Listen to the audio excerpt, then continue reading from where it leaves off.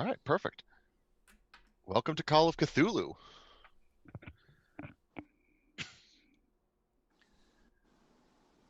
I hope you all enjoy a lovely tale. For those in the audience who don't know what's going on, I will explain that quite simply. Our lovely investigators around me will be having a great time taking a train from Boston, Massachusetts to Hartford, Connecticut. They've been employed by the train station to help find out why people are going missing on this train ride every now and then. They have no leads, they have no clues. All they need to do is hopefully find out what's going on during their 3-hour ride.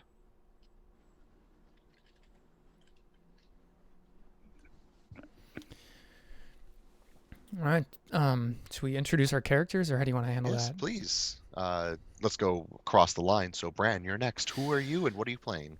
I will be playing Dr. Rajbir Singh. He is a tall, barrel-chested man with soft and kind features, who is also very strong-looking, but he seems gentle. He tends to wear somewhat more traditional Punjab garb and also Sikh garb, but he has responded to this invitation, this open ad to investigate strange goings-on the train between Hartford and Boston, I believe it was. Is that right? Boston, Hartford, and Boston, yes. Perfect. And has arrived because he feels the impetus to help. Leslee, you're next. I am Francine Ford. I am an elementary school teacher from Hartford, Connecticut, and I just can't resist trying new experiences. I'm always super curious, and fear has never held me back from trying anything. Perfect. Ben, you are next. I am Horace Williams, reporter. I am from the Bronx, New York, and I desperately want to seek the truth. And Edward. I am going to be playing as Theodore Jameson, or TJ, and there's a problem. I have to fix it, and a little money can't hurt.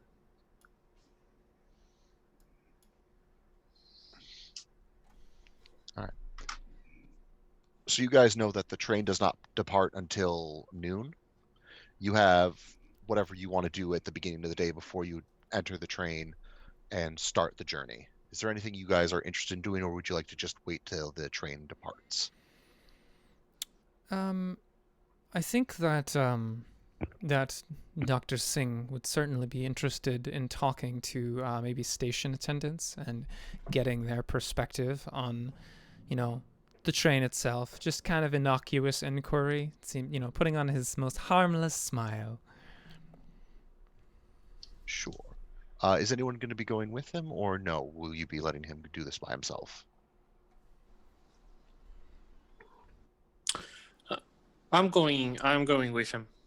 Okay. I want to check out the train and see if there's anything weird with the mechanical parts of it.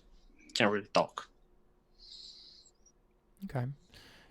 Do our characters know each other, do you think, Satyr? Or do you think Horace and Dr. Singh? What?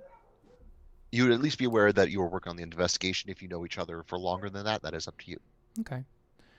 I think we probably struck up conversation in like the hotel, because I'm a handyman at the hotel, so probably had some problems with the piping or something, and I went to help, and we had a chat. We were acquaintances for sure. Yeah, I think that if anyone wants to imagine that Dr. Singh tried to strike up a conversation with them, I think that's part of this character for me.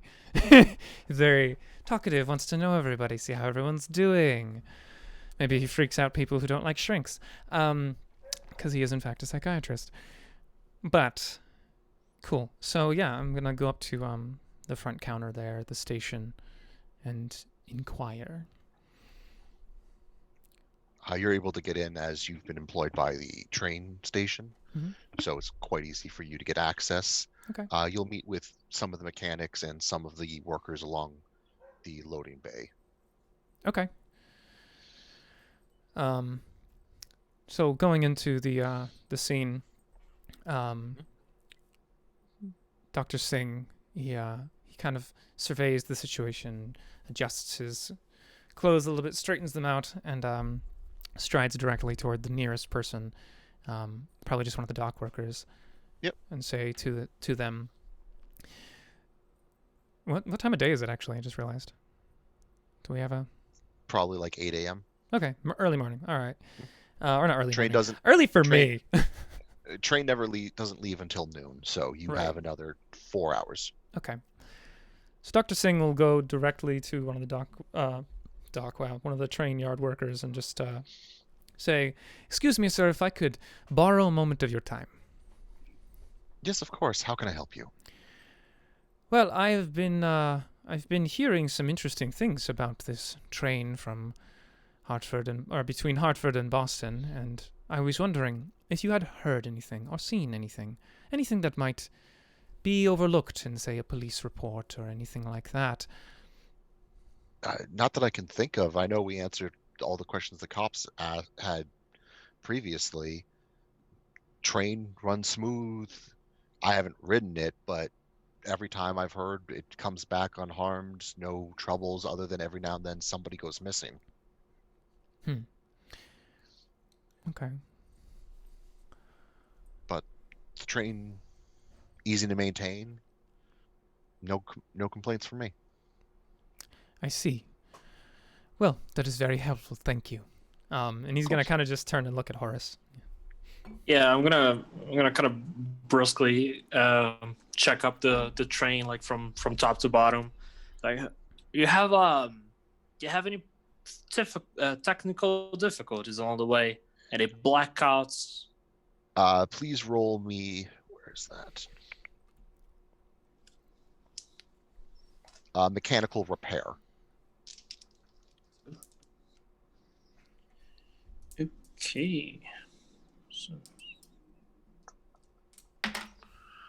Okay. So I rolled a 47. My skill is 70. I was going to say, I think you have like a 75 in that. Yeah, going over the train, checking it out, it is in pretty good condition. At a guess, it probably just started getting on tracks maybe earlier this year. It doesn't show any signs of wear and tear. It's in about as good condition as any train you've ever seen. Okay. I'm not so good with the history of telephone. When was that really introduced? Like 1930s, I know, is World War I era. So I'm basically wondering if I could, like, I don't know, call the police station or something. Or no, that wouldn't work. Never mind. But still, important question. Because I'm not entirely sure, and I can't really look it up. I have another question. Yep. I want to see about the crew, the man-things crew. Does this look like the normal retinue? Is there increased security? Is the crew like a normal crew for this type of train, or do I sense anything? Do I see anything different? Looking over it, it looks very much like a bare bone crew. They probably have less people than a normal train would have. You're not sure why, but it looks very much like it's a lighter than usual crew. Not enough that they wouldn't be able to do every task needed for the train, but they're not running with everyone. Right. Okay. And is anyone from the crew missing, or were there only passengers missing? Some crew members have gone missing in the past as well. Okay, I'm satisfied. All right. Do you have any other questions you were looking to get answered while you're here? I think if no one else is looking to, if no one else knows anything, if I, peruse the area and ask around and no one knows a thing, I think Dr. Singh won't press the point and we'll just go back to the waiting area. All right. Would the other two like to try doing anything? Do we have a higher up representative from the railroad company that we can talk to instead of just line and maintenance workers? Yeah, if you want to talk to one of the executives, they're around. I want to get some information on the people that have gone missing, how many, when did this start, the basics that we would have filled in on, I guess. All right. It started about 20 years ago when the train first started its trip between the two. As for an exact count, honestly, we don't have all the records because we didn't track it at first because we figured people were just jumping off the train. And unfortunately, we don't have those full records. However, we do know that there's been a number of our employees that have gone missing that we've just been unable to locate. Is it somewhat? How often does it happen? Is it every train ride or? No, it's every handful. Someone may or may not go missing. It seems almost random. And how long is this ride between New York and Connecticut? It is a 3-hour ride.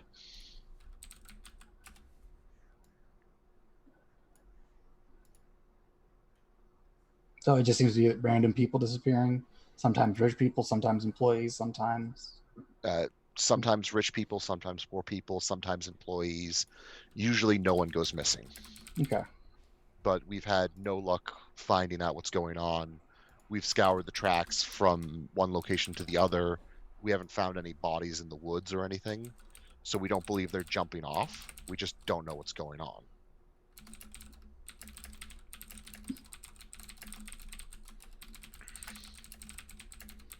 Okay, so we have a smaller than normal crew. No one seems to be aware of much strange, and there's no real record of who was actually deceased and who just jumped train. Mm-hmm. Okay. Wow. Groovy. Would our other friends be in the waiting area then? I was going to say, I think Francine might be in the waiting area listening to see if there's anyone talking maybe about the disappearances, or trying to listen and see if there's anyone else who's getting on the train who's discussing these things. No one seems to be really talking about the disappearances. Most of the people that are around you all seem to be lower class citizens. A lot of them have almost nothing on them. You get the impression that, hey, look, there's poverty. Okay. In the waiting area for getting on the train, you do notice 2 people wearing ill-fitting suits, as if they bought them to try to look nice, but they didn't really buy their size. Okay. I don't think she would approach them at all. She might just keep an eye on them.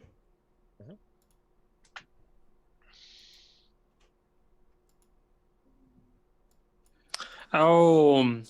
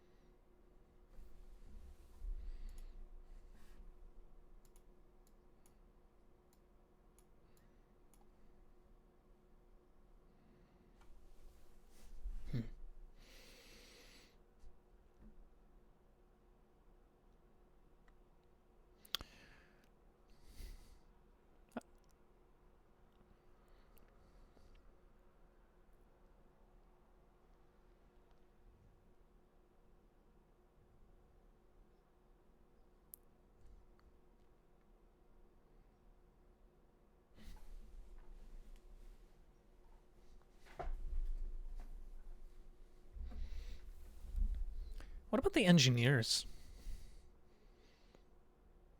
Have we, I mean, I'm sure they're on the train itself, but if we have investigatorial access, I'm sure we could go and question them.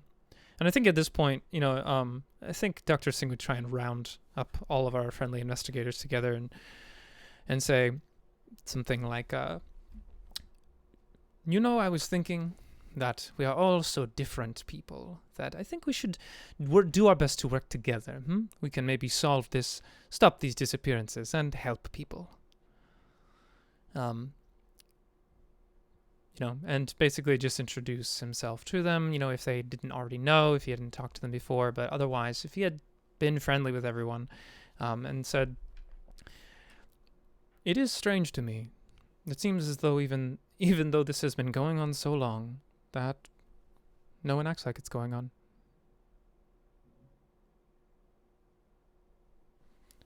I can't find anything to give me a clue."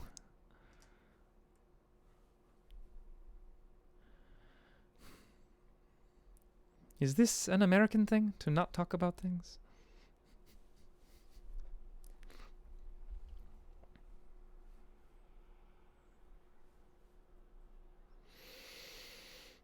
It's not so American, true. Many people do that. My problem that I don't know much about trains. I know about people. So I was thinking maybe we should try and talk to the engineers, but I would like people who know a bit more about the way these things work. Will you come with me? Cool. Yeah, let's talk to the conductor and the engineers. Yeah.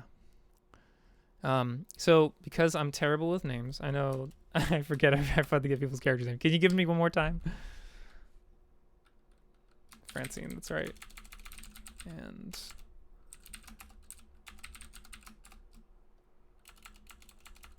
okay. Horace, that's right. All right, cool. Just actually wrote them down this time. Oh, they are? Oh, no. Say something?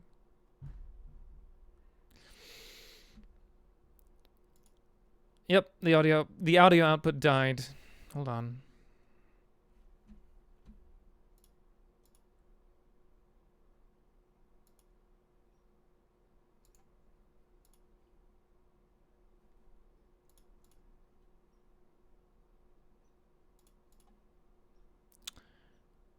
Apparently we did kill it. We'll be right back, folks.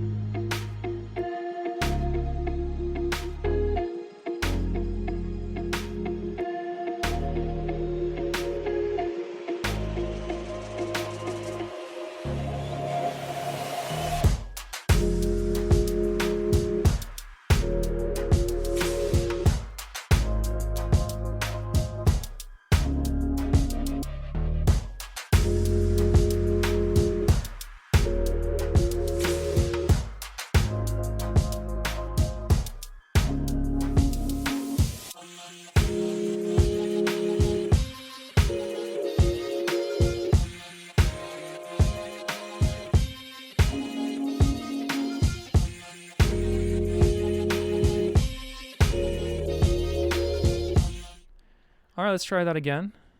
Can you hear us? Hi. Yep. Hello? Can you hear us all? I learned new things today. So, Nope. we were about to talk to the engineers and conductors. Oh, good. They can hear us. Great success. Okay. Yeah, for those watching, apparently, if you mute the sound output of OBS in Windows, it'll kill your audio output capture. Don't do it. Alrighty. Yes, I mean, Dr. Singh, I think, would, not knowing his way around a train would probably be deferring to whoever knows the most about trains here.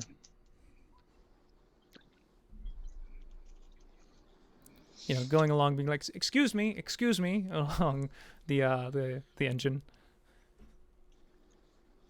Yes, can I help you? Who responds to me? One of the engineers. Okay.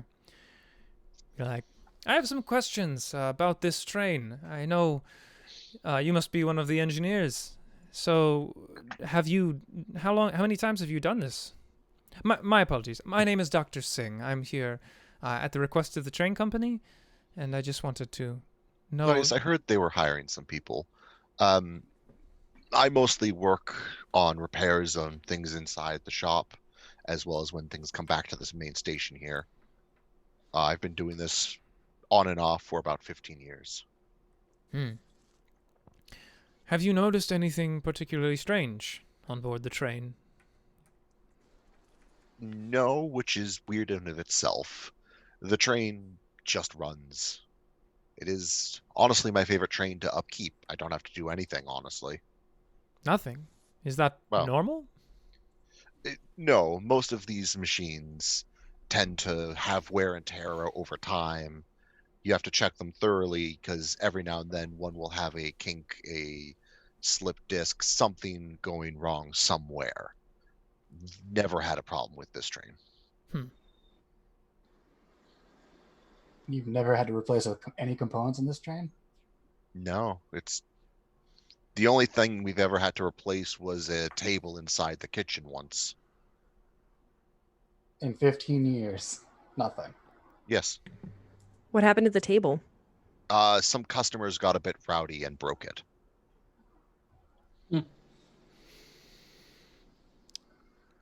Did any of your repair crew ever disappear during this time?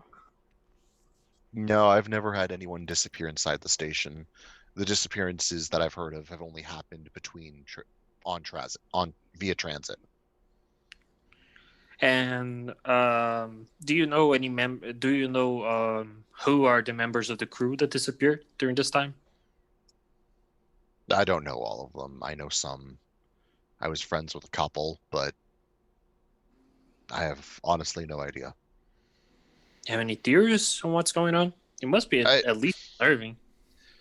I've heard stories of a wraith, but I don't really give credence to that. Expand on that. Tell us more about this wraith. People going missing randomly between stops. It must be an invisible wraith. Something along those lines. Honestly, I think it's just speculation combined with a lack of knowledge. It does tend to happen. Mm-hmm. Truly, well, I have no further questions if no one else does. Which crewman would you say spread these stories about a wraith the most? Probably the chef, but he's a bit of a character at times. Where can we find the chef? Once the train is departed, he'll be in the kitchen serving up meals. Excellent. All right. Okay. Well, Thank you very much. Yeah. Thank you very much, sir. At this point, people are starting to load into the train. Okay. Dr. Singh would have his 2 steamer trunks full of stuff and be hauling it all into the train. You guys will have access to 5 train cars during the trip. There's going to be the noble car at the front of the train. It's mostly for luxury and that, but they call it the noble car because they like to play up things. Following that is the kitchen car, where they will serve food. Behind that is 2 passenger cars. I kindly refer to them passenger cars 1 and 2. And then the final car will be the luggage car, which mostly transports luggage that's being moved from one place to the other, as well as any mail. Okay. If we're back out on the platform, have those two men that we saw previously boarded the train? Yep, they are going onto the train. Okay. What car do they get into? They're going to the first car. Okay. Ooh, the noble car. So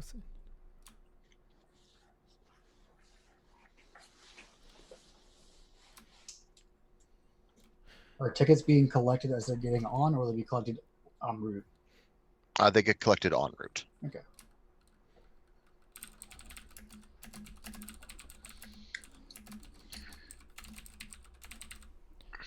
You guys will see the majority of individuals moving into the 2 passenger cars, with only a handful moving into the noble car.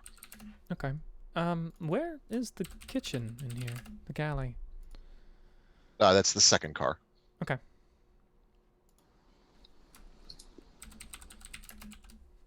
Perfect. Yeah, so I'm assuming our official tickets are just for passenger, or are they also for noble? You have open access to the 5 cars I mentioned beforehand. Oh. I think Dr. Singh would certainly be interested in at least sitting in the noble car for the beginning of the trip. It's like, yeah, I want to sit in comfy seats. All right, going into the noble car, this is divided up into basically 8 sections, each that are walled off so that each group can have a little bit of privacy. Okay. You notice that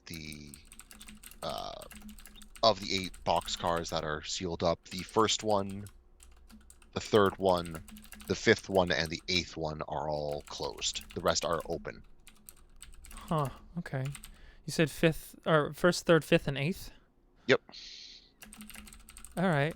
I think Dr. Singh would turn and gesture and say, I think we have a perfect place for our meetings. But yeah, so if first, third, fifth, and 8th are all taken, I don't know. I think I'm gonna leave. What do you guys think? Which one do you want? We got 2nd, we got 4th, and we got 6th and 7th. I like 7. It's a Where lucky are number.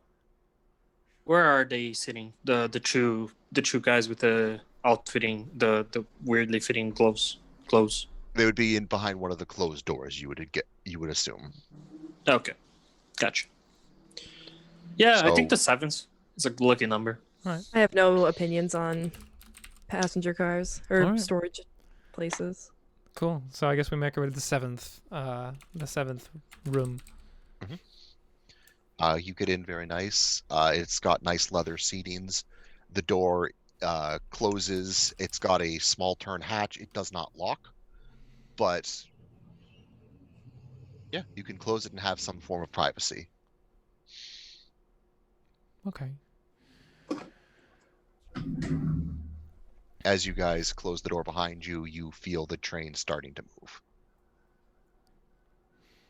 All right. I think when we sit down, Dr. Singh would turn to everyone and say, "So, what made you take this job?"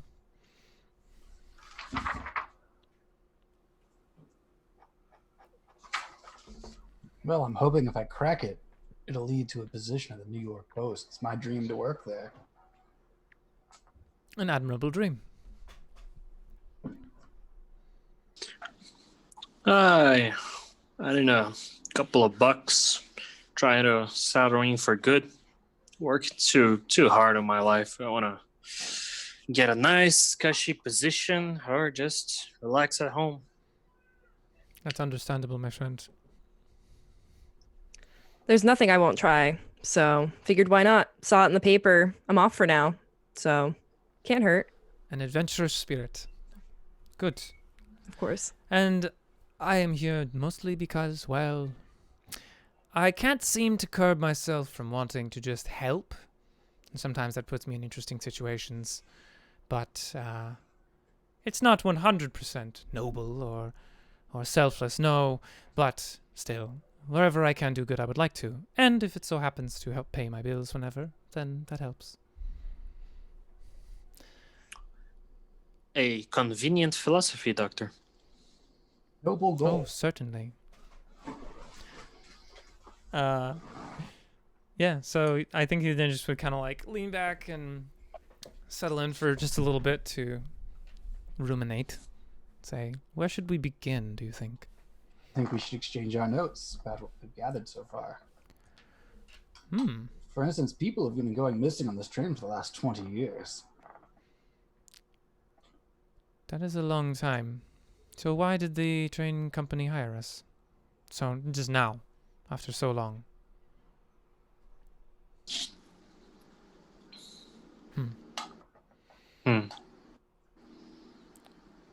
All I know is what you've already said. People have gone missing. And, of course, then we were all there for the engineers. The train never breaks down. No, it never needs a part replaced. Not windows, not upholstery. Only a table some people broke. If there's one That is weird. Definitely That's suspicious. incredibly weird. If there's one thing I've learned about industry, just through observation and through buying the things that they produce, they all break. So, As the man who has to fix those things, Doc, yes, they always break. Yeah, those executives trying to pinch a penny wherever they can. It's weird that it's never needed any repairs. Especially when other trains on the line, he said, it needed repairs. and also certainly it doesn't seem theft motivated. It's not as though anyone boarding this train seems to have any money or possessions. Regular folks, salt of the earth. Except for how many? There was a group of people who, gentlemen, who boarded the train with their suits, right? Yeah, they were definitely ill-fitting suits. They were the only ones who I noticed on the platform who seemed interesting or of note. No one seemed to be talking about the disappearances. I was curious, so I was listening, but no one seemed to be talking about much. And according to what I've learned, that it doesn't matter how rich you are, you can still disappear if you're poor, if you're rich, or even if you're just an employee. No pattern. No pattern, it's not every train ride. So we'll be quite lucky if it happens to be this. What are the odds? What are the odds? Well, weirdly enough, there are a few people who are superstitious in the train, but we did hear that the chef blames some kind of wraith, was it? Something like that. I don't put much stock in that, but we should definitely talk to him. Why not now before orders get put in? That's an excellent idea. I don't know if I'm the best person to talk to him. I think people shy away sometimes from the educated. We do have a way of seeming aloof. I agree. He smiles like really big at that, like, yes. I will say that it might be a good idea, as it always is a good idea, to split up, because there is a lot of ground to cover, and we do not know when someone is going to disappear. So, might be a good idea to at least split it up and try to see all of the cabins. If someone disappears mid-voyage, we'll know, or at least know faster. That's not very comforting, but excellent idea. I could talk to the people in the suits. If they're business folks or rich folks, I think it's probably... Yeah, I could do that if you are all okay with that. I'd be happy to talk to the chef. If anyone would like to join me, you may. I might come with you to the kitchen because I can try and listen to see if anything else is going on. I'm also curious why he thinks it'd be a wraith. Just doesn't seem likely. I do not wish to talk to any person, so I'll go see at the luggage car. See if there's some kind of hatch. I have seen a bunch of stowaway cars and storages and thieves. Might be something. We all good with that? I think that sounds splendid. Works for me. All Who would like right. to go first? I feel like I've been taking the initiative every time, so I want someone else to go first. I was also going to say I think the doctor is gonna volunteer. Well, I mean, if no one wants to, I will, but otherwise, yeah. All right.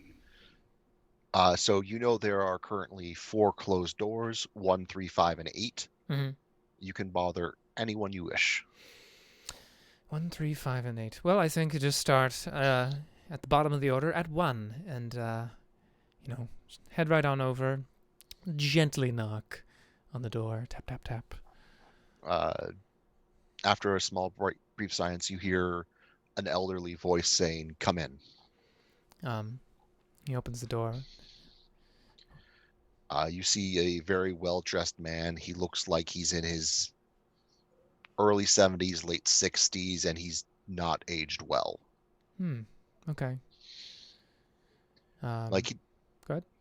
You know, it's I know you're in your late 60s, but by God, you don't look great. The years have been hard. Yeah. Okay. So he's currently folding up a newspaper in front of him as he looks over to you. Dr. Singh would smile warmly and say, it's afternoon at this point. Good afternoon, sir. Sorry to disturb you. I was wondering if you would be willing to answer a few questions for me. Of course. Take a seat. Dr. Singh will walk in, close the door gently, and take a seat. Says, He finishes folding the paper and puts it beside him. Okay. He sits down and he says, "Splendid day, isn't it? This is quite a comfortable car. Do you take it often?" Yes, I take this route quite often for work. Splendid. Where do you work? I work at an insurance company. Ah, that must be, I imagine that can be taxing. It has its days, absolutely. Well, as it so happens, my job is to talk to people. That's what I do. And the train company was interested in having some individuals talk to people. So I wanted to know, have you seen anything strange on board this train? Nothing that I would consider strange, no. I'm assuming this is referring to the disappearances, yes? Most certainly. It's quite a peculiar incident. Over the course of, 20-some-odd years, people disappearing from all walks of life. So we're just pursuing every line of inquiry we can turn over. Of course, I'd be more than happy to help in any way I can. Did you know any of the people who disappeared? Not personally, no. Some of them had bought life insurance through me before, but that was just acquaintances. I wouldn't call it knowing them. I see. So you did business with some of them nonetheless? Were these wealthier clients? Yes, they were wealthier clients. They were all in the car in this train with me. Ah, I see. Okay, and last question. Do you know anything about this rumor about wraiths? I've heard of it, but I don't place much stock in it. If I had to guess, it would be the ramblings of a madman. Quite possibly. It is something I'm familiar with, but it is always, I think, wise to pursue every option. People can sometimes mistake real things for fictitious things. So, who knows? But I think that was the only questions I have for now. So, your name was? Oh.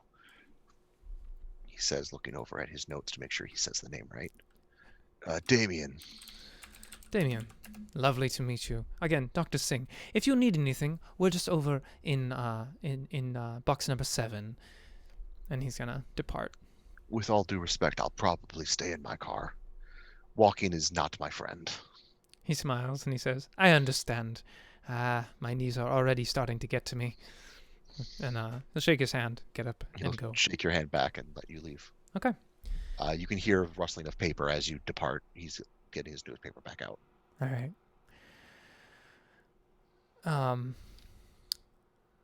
Yeah. Do you want to transfer to someone else for? Sure. Let's go over to the kitchen car because that's next.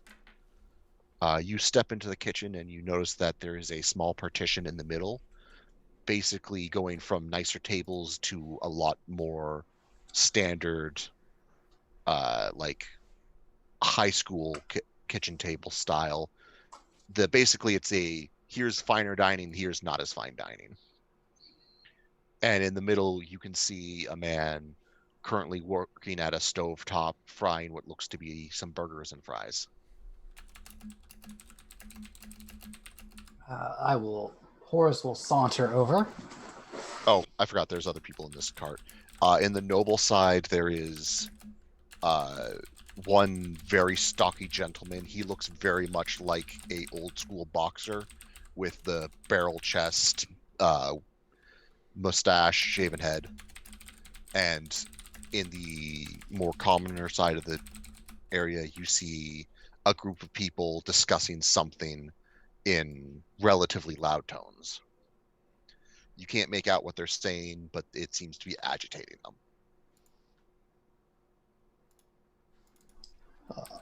Horace is going to saunter over to the chef. Mhm. Francine, would you like to do your part first? Thank you. Sure. Francine's gonna like shift over towards where the group is speaking loudly and try to listen closely to see if she can figure out what they're talking about All right. in such agitated tones. Getting closer, it's easier to make out. They're arguing sports. Recently, the New York Yankees lost to the Boston Red Sox, and half of them are Yankees fan and half of them are Red Sox fans. Classic. Mhm.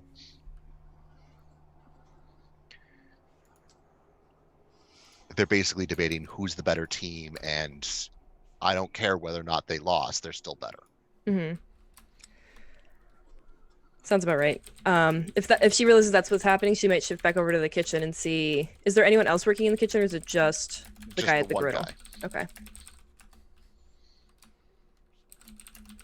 All right. Excuse me, sir. Yes, how can I help you? What would you like to order? Oh, the only thing I'm interested in ordering is the truth. I don't have that on the menu. Sources tell me that you're the one that knows what's really going on this train. With You see his eyes light up, but he's still cooking, like focusing on his job. with these. Oh, you mean missing the people. Wraith? Exactly. Yeah. I knew I came to the right place. It's out there, man. Haven't seen it, but that's what you don't look for. You don't look for what you can see. You look for what you can't see. He flips the burger. Do you know anyone who has seen it and hasn't disappeared? No one's ever seen it. That's the whole point. That's how you know it's real. Because if you could see it, it wouldn't be a wraith.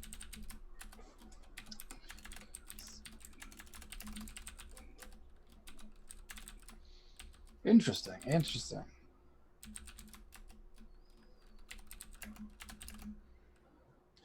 I thought I'd get more out of him here.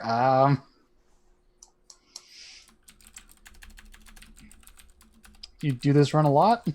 Yeah, I've been with this train 5 years after it started. Something like that. Yeah. It's a long time, and Mhm. a lot of people have disappeared. Comes and goes. They It's told not me so bad. they told me they've had an exorcism performed on this train, and yet this wraith persists. Why do you think that is? That's because they only exercised the train when it was in the station. You have to exercise it mid-road. You know what I'm saying? I do. If you now. exercise this place. You don't exercise the thing. Oh, so you think it might be the track that's haunted? Yeah. Or it's specifically some stretch of it.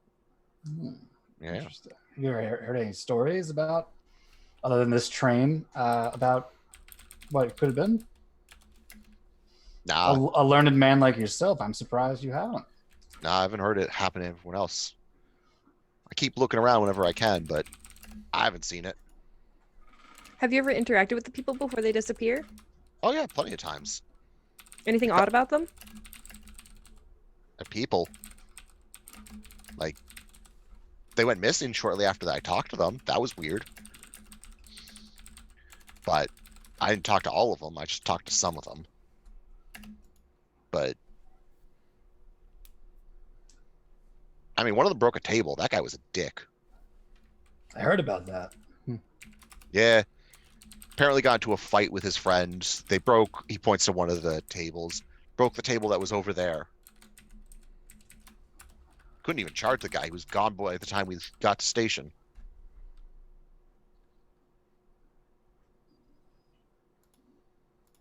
Interesting.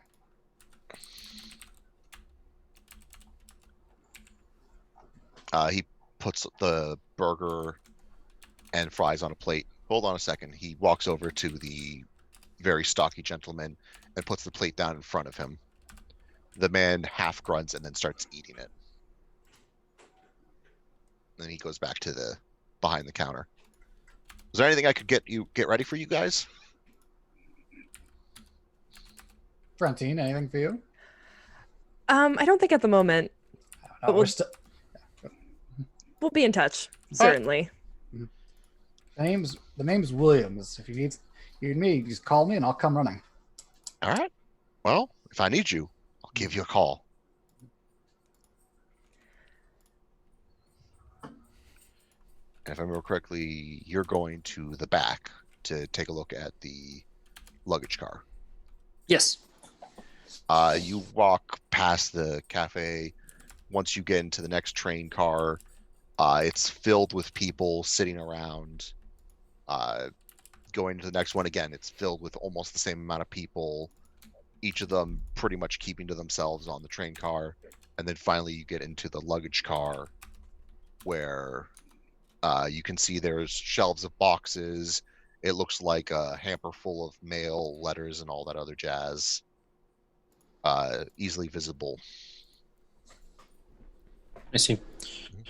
I'm going to try and look to see if there's anything, any weird luggage, anything that looks to be misplaced or that looks very, very important or very different. Something. Looking around, most of it looks normal. There's a whole bunch of wooden crates that have locks on them, however. Those stand out to you. Okay. I want to try and take kind of a peek to see if I can see what's inside of the boxes. They're pure wood and you wouldn't be able to take a peek inside. You'd either have to get a key to unlock them or break the lock off. All right. Gonna take a look around. Gonna take out my wrench. Okay. And I'm gonna try and see. Are they kind of identical? They're all primarily long wooden boxes. Long wooden box. Mhm. Okay. I'm gonna crack it with my wrench. I'm gonna wrench it out.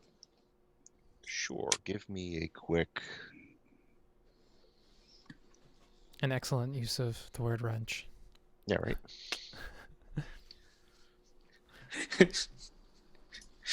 Don't make jokes about the Brazilians' English, please. No, it's perfect. No, that wasn't not a joke. I mean, it's funny. It's Yeah. fun. It's great. I It's love just- it. Roll me strength. All right. Strength. 29 out of 60. Yeah. All right. Yeah, you're able to pop it open. Ironically, getting it by the hinges rather than lock because that was not as well made. And inside, you can see what looks to be a sword. A very rusty sword. Does it look like a military sword or like an antique thing? It looks militaristic, yes. All right. I've been in the military. Could I identify of like what war it is? How, if it is like a cavalry sword or something? Can I try to get more details about it? At a guess, you would say probably a cavalry sword. All right. Okay. I'm gonna wait a little to see if anyone, I'm gonna pick up the rest of the lock and throw it out the window, and gonna check if someone came for the noise, and then I'm gonna try and break it again, like to break the second lock. You wait a little while. No one seems to come for the noise. Roll me another strength to break the next lock. Woohoo! 5. Oh yeah, you go through that like butter. You pop it open and you open it up and you see inside an antique rifle. Do they look to be kind of from a set? Do they look? These don't look like they come from a set. Other than the fact that they look like they're used, it doesn't look like there's any relation between the two of them. Okay. I'm gonna do it again. I'm gonna take the rest of the lock, throw it out the window, and wait a little, and then break the third one. All right. You said it was 3, right? No, there's a wall of them. There's a lot of them. Yeah, there's like 20. Well, I'm just destroying property now. And let's go for it. All right. Oh, a 60. Okay. My strength is 60, so. Yep. You break this one open, and inside there's another sword. This one looks more ornamental. All right. Okay. I am going to try and is it like a big stack, like a high stack of those boxes? Yes. I'm going to try and put these boxes that I broke the lock of. I'm going to try kind of stack them high and try to make them appear, Yeah. I definitely didn't break into these. This wasn't me. That was someone. They were like that when I got here. Yeah. The locks? What locks? I can't see any fragments of locks because I threw them out the window. You're able to do that pretty easily. Okay. Then I'm going to go back to the noble car. Okay. To check in with everyone. If before everyone reconvenes, I'd like to just talk to the person in the third car and then convene. Okay. Okay. So, Dr. Singh knocks on the door to the third car because that was third box in the car because it was occupied. You hear a voice inside. Can I help you? Yes, my apologies for disturbing you. My name is Dr. Singh, and I was just wondering if you could answer a few questions for me. Okay. You see the door open. You see one of the gentlemen with the ill-fitting suit and the other one behind him sitting. Okay. He smiles and he says, "Good afternoon, gentlemen. I'm so sorry to disturb you on this lovely train ride that we are taking, but I was hired by the train company to inquire on some things, and I was wondering if you'd be willing to answer a few questions, just trying to get my bearings here." Yes, of course. We're more than happy to help however we can. Wonderful. May I come inside? Sure, he's going to sidestep to let you in. Okay. We'll close the door behind us and take a seat. And say, so yes, again, my name is Dr. Rajbir Singh, and you are? I'm Tim. This is my partner, Blake. Tim, Blake. Nice to meet you both. Have you both ridden this train before? Only once coming up to Boston, and at least I have. What about you, Blake? Same. Yeah, just once coming up to Boston to pick up a collection we obtained. Ah, a collection. Are we talking art?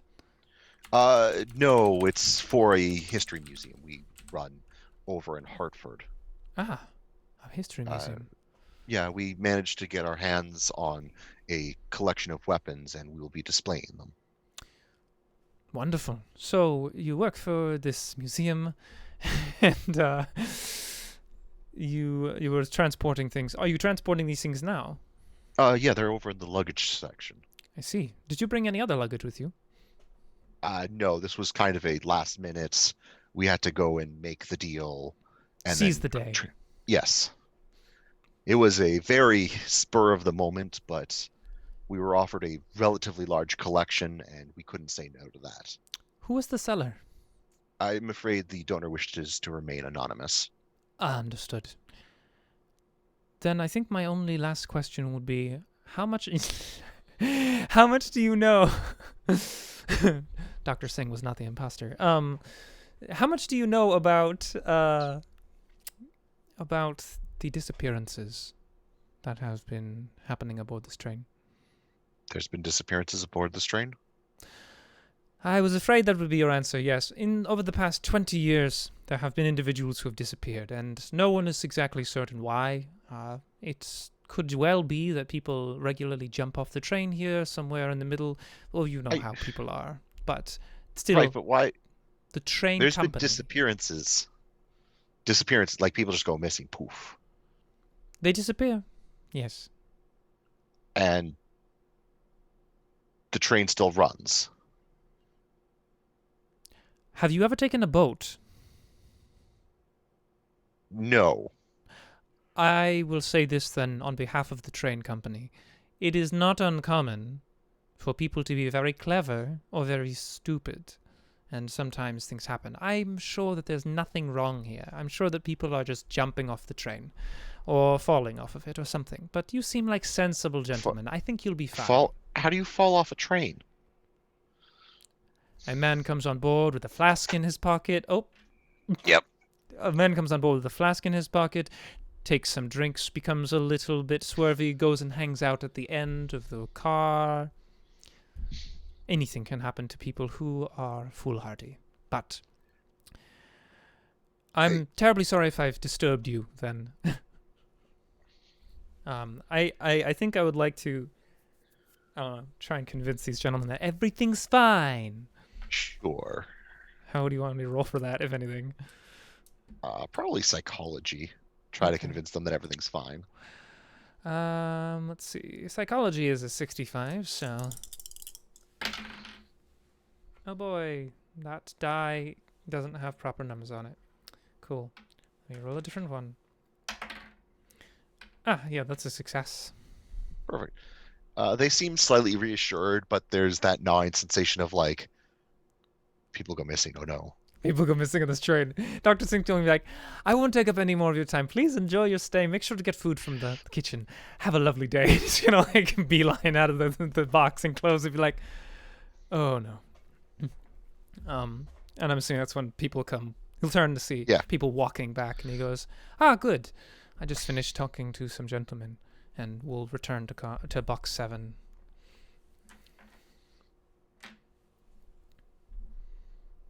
All right. You guys are able to get into 7, no problem. Dr. Singh will just sit down, look overly comfortable again. Probably cross one leg over the other, lace his fingers on his knee. Look generally patronizing, but nice. I'm carrying my box of tools, and okay, so what I found out is there's some weirdo here. There's like bringing a lot of weapons inside this car. Like there are swords, there are rifles, there's just a lot of them, like 20 or so. They were all open boxes, which is really weird also. Why don't you lock your boxes? That is weird. On weapons? Why would there be weapons? I don't know, like if Civil War, guerrilla, like criminals, mafia. Is someone planning an armed uprising in Hartford? Let's not get too... Granted, the city could use it, but... All of the passengers are members of this... Oh, we cracked the case. You're saying we found a militia group. Why don't we not get ahead of ourselves? There are two gentlemen. There are two gentlemen who purchased or picked up a donation of antique weapons for their museum in Hartford. I just finished talking to them. Tim and Blake. Nice gentlemen. Ill-fitting suits. Apparently this was a last-minute trip, and they know nothing about the disappearances. Okay, so, well, I'm glad that their story's confirmed. Did you find anything else? No, the chef is probably the longest employed person here. Oh? And he says no one has ever seen the Wraith and not disappeared. Also, remember how they told us the only thing they've had to replace was the table? The man that broke it never paid for it because he vanished that trip. I don't know if that means anything, but it's the only thing of substance I got out of this man. Yeah, he thinks the rail's haunted. Like the rail itself. So... I wonder who was sitting at the table that was broken. Did he talk about what were they farting for? What? The chef, yeah, sorry. I don't think he mentioned it. We didn't know. I don't think he knew. I think he's a part of the militia. The train militia. There is Hartford no militia. That's exactly what the militia would tell us. Why are you trying to cover up for this militia, Doctor? I'm gonna get up, Doctor. Suspicious. No, suspicious. All right. It does seem weird that people don't seem to care very much. The two passenger cars were packed.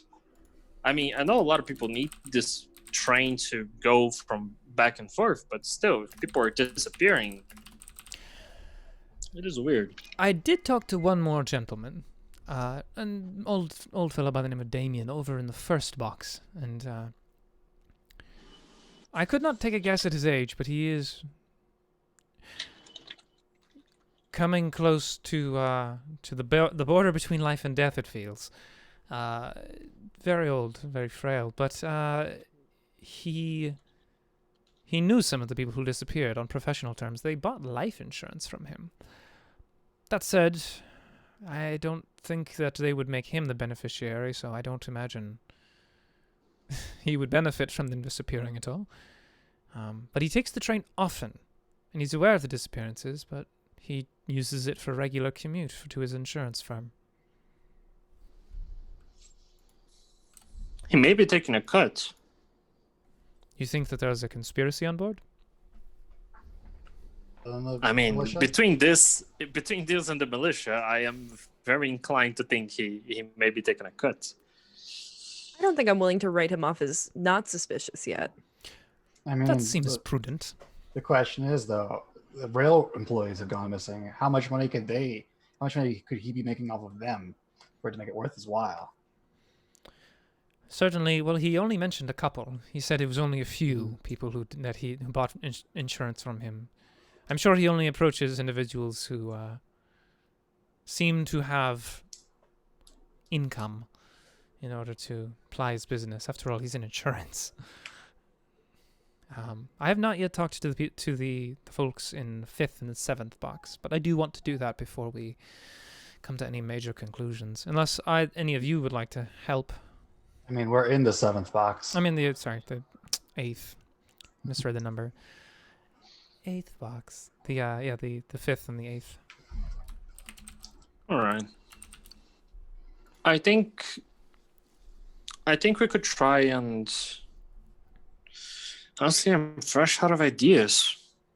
The guns are weird still, even if they are like a donation. It is weird for so many things to be here, and I don't know how would people disappear in such a closed-off train? There's not a lot of spaces for people to hide, or even not be seen. Yeah, I have a question we probably should have asked people. If there was a regular time along the route in which people disappeared. That is excellent idea. Okay. Sorry, the haunted rail idea made me think. Yeah. We don't have to bother with our museum worker friends because this is only the second time they've taken the trip, and I think I gave them a fright by mentioning disappearances, so I feel a little bad about that. I think I'm going to set up like a patrol around the 3rd and 4th, the 2 passenger cars, and I want to check if someone goes to like bathroom. I have no idea. I've never taken a train. Like if someone moves to another thing, I'm gonna follow them. Just to I don't want to leave anyone just alone. Okay, you start patrolling between those 2 cars. Okay. I think someone brought up a good idea with what happened after that person sat at that table and then disappeared after the table was broke. So Francine might go linger in the kitchen car and see who sits at that table, and see if she picks up on anything odd, or even if she just hears anything odd while she's sitting in the kitchen car. All right. And where would you 2 like to go? I would like to just basically inquire of the folks in the 5th and the 8th cars and continue my line of inquiry. All right. I would And like to track down the conductor to see if I can get a head count of the number of people on the train. let's start with that because that's the easiest one to do. Yes, there is 1, 2, 3, 2, 3, 4, 5, 6, 7 people in the noble car outside of yourselves. There is 7 people in the food car. Well, 8 including staff in the food car currently. There is 20 in the first passenger car, 19 in the second passenger car, and nobody in the luggage area. And how many total staff, including yourself and the engineers? 5. Okay. Thank you. Let's go back to the kitchen because I love the kitchen. So you were listening in to see what you can hear or see anything odd. Well, and she's gonna observe that one table that the cook pointed out earlier. I think she's gonna order like a cup of tea and like something really light, like maybe toast. He very quickly procures some toast with a little bit of butter on the side if you're interested in it, and he will ask you what kind of tea. Black preferred. Milk on the side. Of course. Thank you. Would you like sugar cubes? No, thank you. Okay. He will produce that after about a couple minutes. While you're waiting, you notice that the stocky gentleman is now on his second burger. And the gentlemen who are currently discussing sports have picked up a little bit more fervor as they're now discussing whether or not Babe Ruth was a good player. Wonderful. So it's still just the same occupants as I guess we were here just shortly, but and then yeah, I think she's gonna sit at a table where she can like kind of. Which table was the one that was destroyed? No one's sitting at it right now, is it? Nobody's sitting at it. No. Okay. So she's gonna sit kind of near, but not interact with it at all. Like, does it just look newer than the other tables? Like, it doesn't look. It actually blends in. The perfectly. Older tables are not actually don't look aged. Okay. So you could probably tell if you look at it, it's just a little bit newer, but doesn't look much newer. Right. Okay. But yeah, I think that's really all she's gonna do. I mean, just kind of hang out and see if anything changes, or maybe she'll chat up whoever ends up sitting at that table. It does not look like anybody's coming into this car for now. Okay.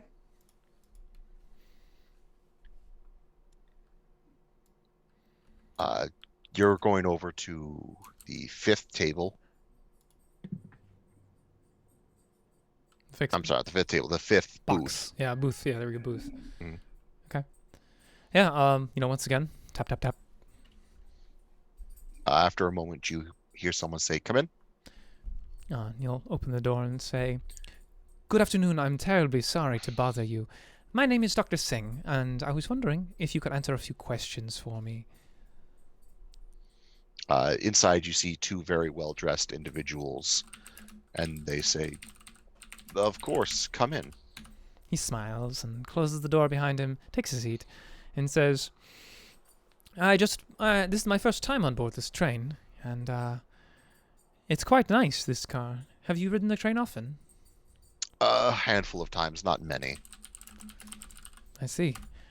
So, are you aware of anything strange occurring on board this train? I've heard rumors of disappearances, but honestly, I don't put any stock into it. Understood. It seems as though the train company is at the very least interested in putting some rumors to rest. So they have hired myself and several other individuals to investigate and just see what we can come up with. So on the handful of times you've ridden, and were you aware of any disappearances on those particular routes? No, one person went missing apparently on one of the trips, but I was unaware of it. I see. Had you met that person at all during the ride? No, they were from the passenger car too, I believe. I see. If they were okay. And do you know at about what point they went missing? I do not. I Okay. spent the entire time up front. Understood. And I'm sorry, what were your names again? My name is Jake, and this is my brother Nigel. Jake, Nigel, lovely to meet you. Yes, so it is something of a conundrum, but I tend to assume that maybe these people disappeared for reasons of their own. Still, if you think of anything at all, please come find us. Me and my associates, we are in the 7th booth, just 2 booths away. Thank you very much for your time. I'm sure we will do just that. Okay. Yeah, so he'll step out, leave them be, and then head over to the 8th booth. Go ahead. Yep. So do you knock? Yes. Once again, gentle rap. There's silence for a moment, and a gentleman opens the door. I want you to roll me psychoanalyst. Okay. Psychoanalysis, 51. Let's see what I come up with.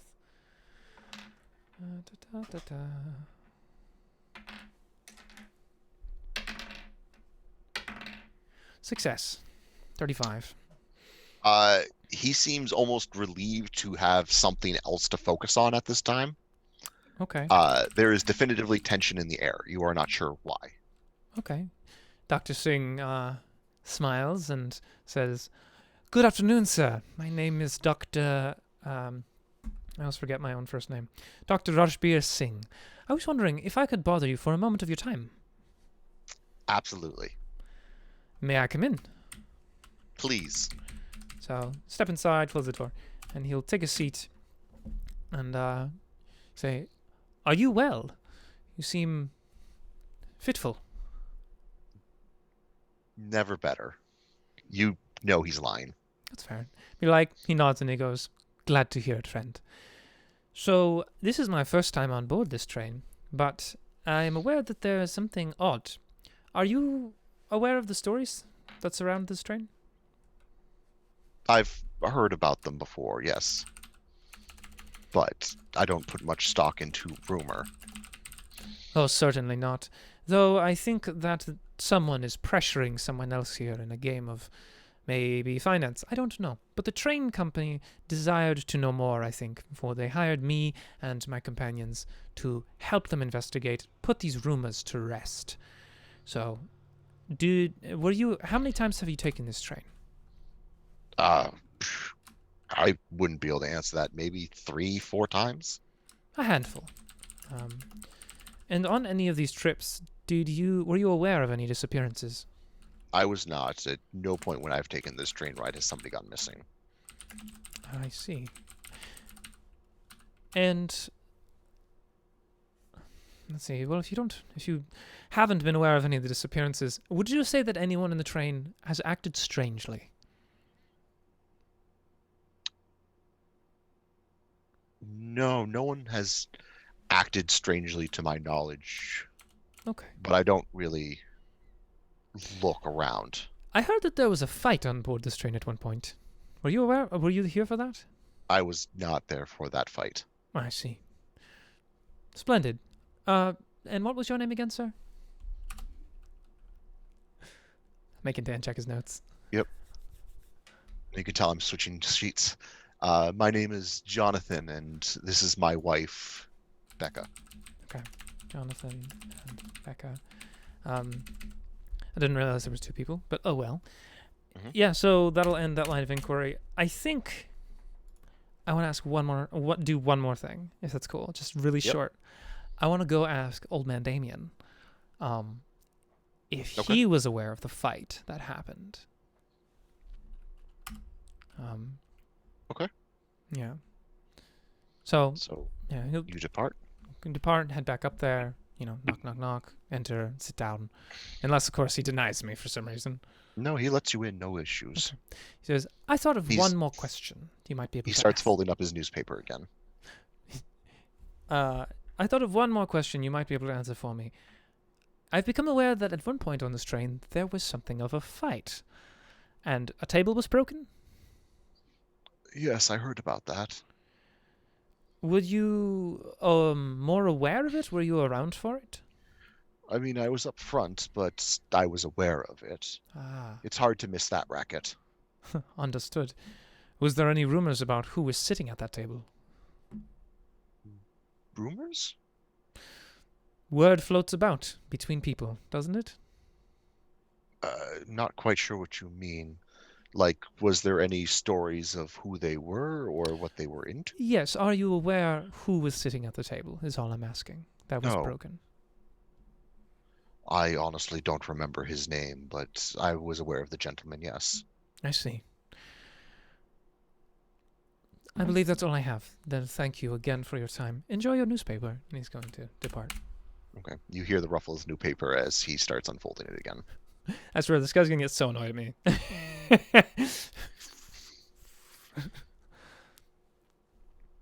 That's all for me. You don't see anybody moving between the two cars during that time. Walking back and forth, a couple people will stand out to you, in particular among the people in the cars. In the first passenger car. Yeah. In the first passenger car, three people stand out. The first is what looks to be a mother and daughter.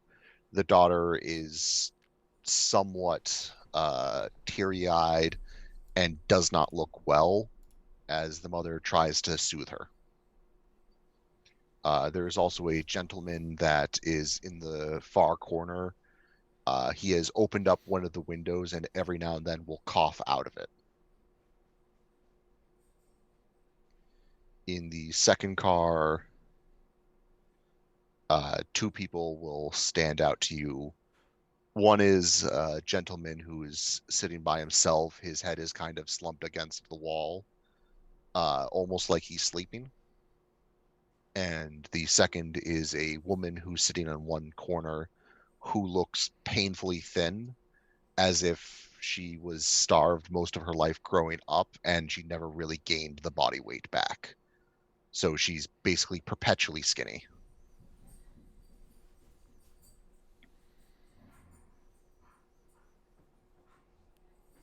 All right.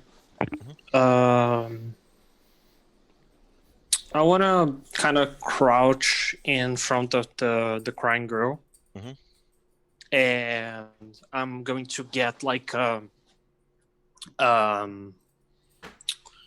piece of wire, like a straight piece of electronic wire, and I'm gonna tie two strings onto each other like this. Okay. And I'm gonna go to her and say like, "Hey, do you wanna see a little trick?" And I wanna play like a little magic trick where I like pull the two wires and they come together. I just wanna kind of brighten her up a little. She seems interested in your little magic trick. She's still holding her stomach and her mother is still kind of rubbing her back. Seems to be any problem, miss? She's been like this all day. I think it's just nerves from going on a train. She says she's sick, but I really think that she's just playing it up. But you know how kids are. Nah, I know how kids are. Lucky for you, I know a very gentle doctor. Now, you sit there tight. I'm gonna get him. He does even better magic tricks than I do. No, I couldn't possibly ask you to do that for me. Oh, you're not asking me. You're asking the doctor. He's very fun. I would like to make some questions for you, miss, if you have the time. Of course. How can I help? I've been hired by the train company, and I want to kind of go beside her to talk, not talk very loudly, because I don't want other people or the child. Talk quiet enough so that it's just the two of you. Yeah. There have been some rumors or some talks about people disappearing on the train. Do you take this train often? No, first time. We're going to go visit some family. See. So you never heard about anything like that? No, is everything all right with the train? Yes, everything's fine. The train is running fine. It's just something weird. I think, sometimes people run away. They want to run from home or run from problems, and people think they disappeared. They blame ghosts or demons and such. It's just probably nothing. But I was paid to investigate, so I wanted to investigate it a little. Yep. Are you her mother? Yes, this is my little baby. Oh. Are you to be visiting some parents? Any problems down at your city?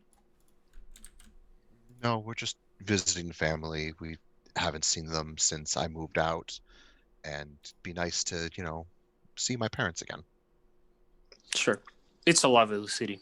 Mhm. So I've heard. All right. Well, if you have any problems, you can either call me or the lovely doctor that I will call to see your child soon. I'm sure he's great with children. Thank you so much. It's no problem. And I'm gonna go and see the other passenger that I saw on the first passenger.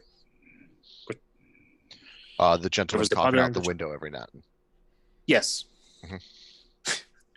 I'm stacking up job for the doctor. Yep. I'm gonna get some like you know those like throat those little candies were also like medicine, like throat medicine. Mhm. Like really old with that have Oh a yeah. terrible taste. I'm gonna grab one of those from my toolbox and I'm gonna kind of shake in front of the gentleman. He will kind of half nod and reach out for one. He'll take it, open it up, pop it in his mouth. Thank you. Yo. Thank you. That's very nice. I appreciate it. No problem. He'll turn and he turns and coughs out the window again. Too much smoke there, friend. No, chronic illness. Born with it? Yeah, never had it fixed. I've seen doctors, and unfortunately, the best they can say is live with it. Yeah, never trust doctors. They're terrible. Mhm. Do you travel around as much? Take this train often? Oh, yeah. I often take this train. Okay. So did you hear about something about people going missing or something? Mm-hmm. Yes, a couple people have gone missing from this train, actually, when I've been in it. This car, actually. Oh. Did you happen to know any of them? No, not personally. Okay. Did you happen to see when they disappeared or where they were? One was in the corner over there. One was in the seat next to me over there. One was at the far side. A couple were in the middle. It really depends, and it happened usually closer to the end of the trip, but it happened at the beginning once or twice, a few times in the middle, but usually it's the end half. But did you happen to see what happened? Did they just poof? They just poof. 1 minute they're there and the next they're gone. It's like you blink and that's it. Oh, I'm sorry. It does seem weird that you're still taking a train where people just poof. I still have to go to my job, don't I? That's fair. All right. On that note, do you have life insurance? I do not. Why do you ask? Well, I'm in the business. Would you like some? Oh, that's terrific. Yeah, sure, why not? He's And, gonna take out gonna- some papers, and he's gonna start quoting what would you like for your health insurance, your life insurance? I'm gonna fill out, and I'm gonna put like a member of my family as beneficiary, like a niece or something. Okay. And gonna complete. I'm gonna try and look. This is weird, but I'm gonna try and see if he seems like excited. I'm doing suspicious. Weird. It is a weird question out of sudden, like, hey, want some life insurance? People have been disappearing. Hey, want life insurance? I mean, but it would be useful. Sure, roll me psychology, see if you can figure out what he's thinking. Oh, great. So 10. You're not great at this.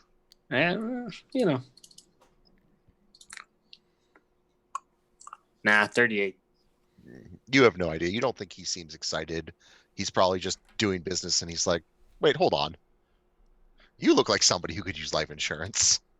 Yeah, that makes sense. Okay, I'm gonna fill it out and pay for it. I don't really know how life insurance works. But yeah, I'm gonna go through with it and he's make gonna a get list some of- information so that he can send you a bill later. Okay. I'll fill it up. After you do that, he kind of folds it up and says, I'll be sure to reach out to you once this is all confirmed. Thank you. Okay. He turns and coughs out the window again. And I'm gonna kind of like pat him in the back and say, well, if you see anyone poofing or just something weird, do tell. I'm one of the investigators that the train company hired, so kind of my job. See something. Absolutely say reach something. out. Okay, thank you very much. All right. And then I'm gonna go to the next card. Okay. So now you're in passenger car 2. All right, there was the very skinny person, and what was the? And the last other one person? was a gentleman whose head was against the wall, and he looked like he was unmoving. Okay. I'm gonna go to the unmoving man, and I want to try to wake him up without touching him. Like I'm gonna cough really loudly and like beside him or something to see if he's sleeping. He stirs a little bit and kind of looks at you, but doesn't really make much more of it. It's a very like, Hey, bud. Take a little nap there. I'm just having trouble keeping my eyes open. Oh yeah, it's always good to take a break and sleep a little. Yeah. Anyway, I'm gonna sit beside him. Name's Theodore. How are you doing? I'm okay. Just hungry. Hungry? I heard the chef is very talented. I heard the same thing, but I don't have any money, man. I can't afford that. Nah, what's a little, what, $5 for a toast? I can pay you a little bit of a lunch later, but I do have some questions for you. Then I'll leave you alone. Do you take this train often? No, first time. I'm taking it to hopefully find a job over in Hartford. See, that's tough. Did you lose your job recently? I've been without a job for about 6 months, and I scrapped up enough money to try to change areas as I couldn't find any jobs in Boston. And gambling, everything, I guess. Oh, yes, the vices of man. They do happen. Anyway, okay. I'll leave you alone. Later, do catch up, and I'll pay you a little bit of a toast at least, and some tea. I heard the tea is lovely here. Honestly, I'd kill for a meal right now. Please don't. Metaphorically speaking. Oh. Well. Anyway, I'll leave you to it. And I'll go to the skinny person, and then I'll wrap up. Hello, lady. Do you happen to have a match? And I'm gonna like hold a cigarette to her. She reaches into her pocket and pulls out a lighter, and she will light your cigarette. Okay, I'm gonna take a puff, and so I take this train often. Fairly often, yes. Oh, good. Job, family. Job. Oh, you work for? I work for an insurance agency. Okay. Very well. Do you? I can disarm you. I have to be honest with you. I have a little bit of a trauma with people that work for insurance companies, ex-wife and something.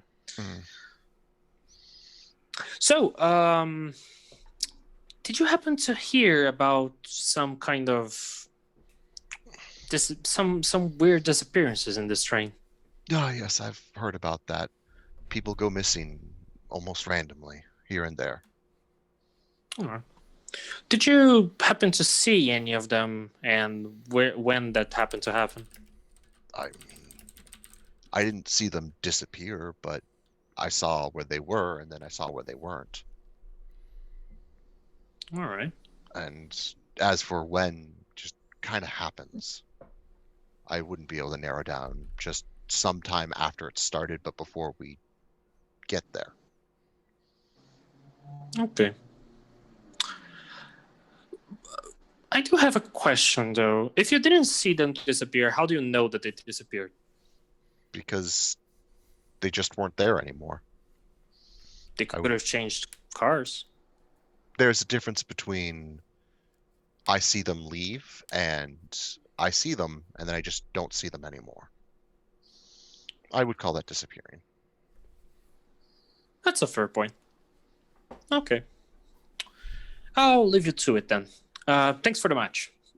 If you happen to see something weird, do tell. I am Theodore. I'm one of the persons that the train company hired to solve this little disappearance problem. Francine, it's a pleasure to meet you. Francine, thank you very much. Do you know anyone else in the train right now? Any colleagues or friends that I could talk to? You probably could talk to my brothers. Where are they? I believe one is in the next car over, one is usually in the dining hall, and one's probably in the last car. We don't get along. I see. None of you get along with each other. No. Do you happen to work with insurance too? All of you? Yes, we're all working the same company. It's a family business. You can taste the sarcasm. I see. Well done. Thank you very much. It was a pleasure to meet you. It was a pleasure. And I'll rise up and run through the noble train. Okay.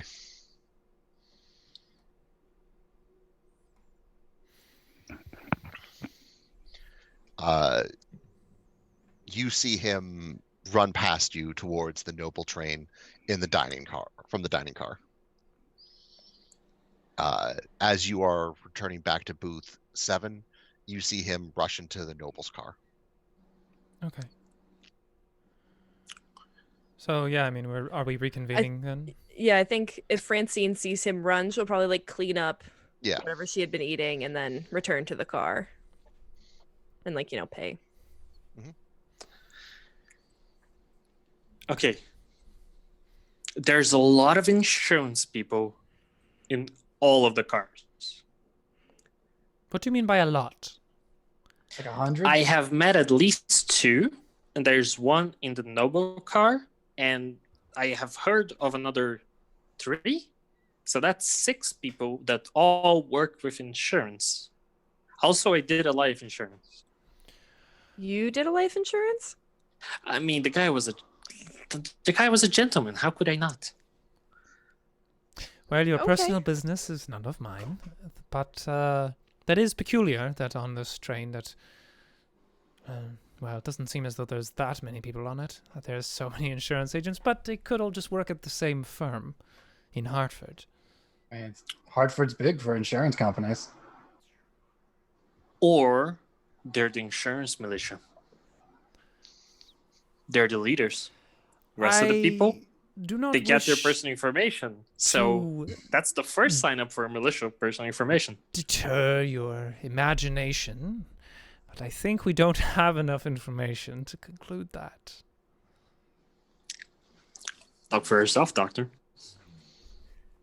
Also, there's a sick child in the first passenger train. I think you should have a look. Oh, She was quite ill. okay.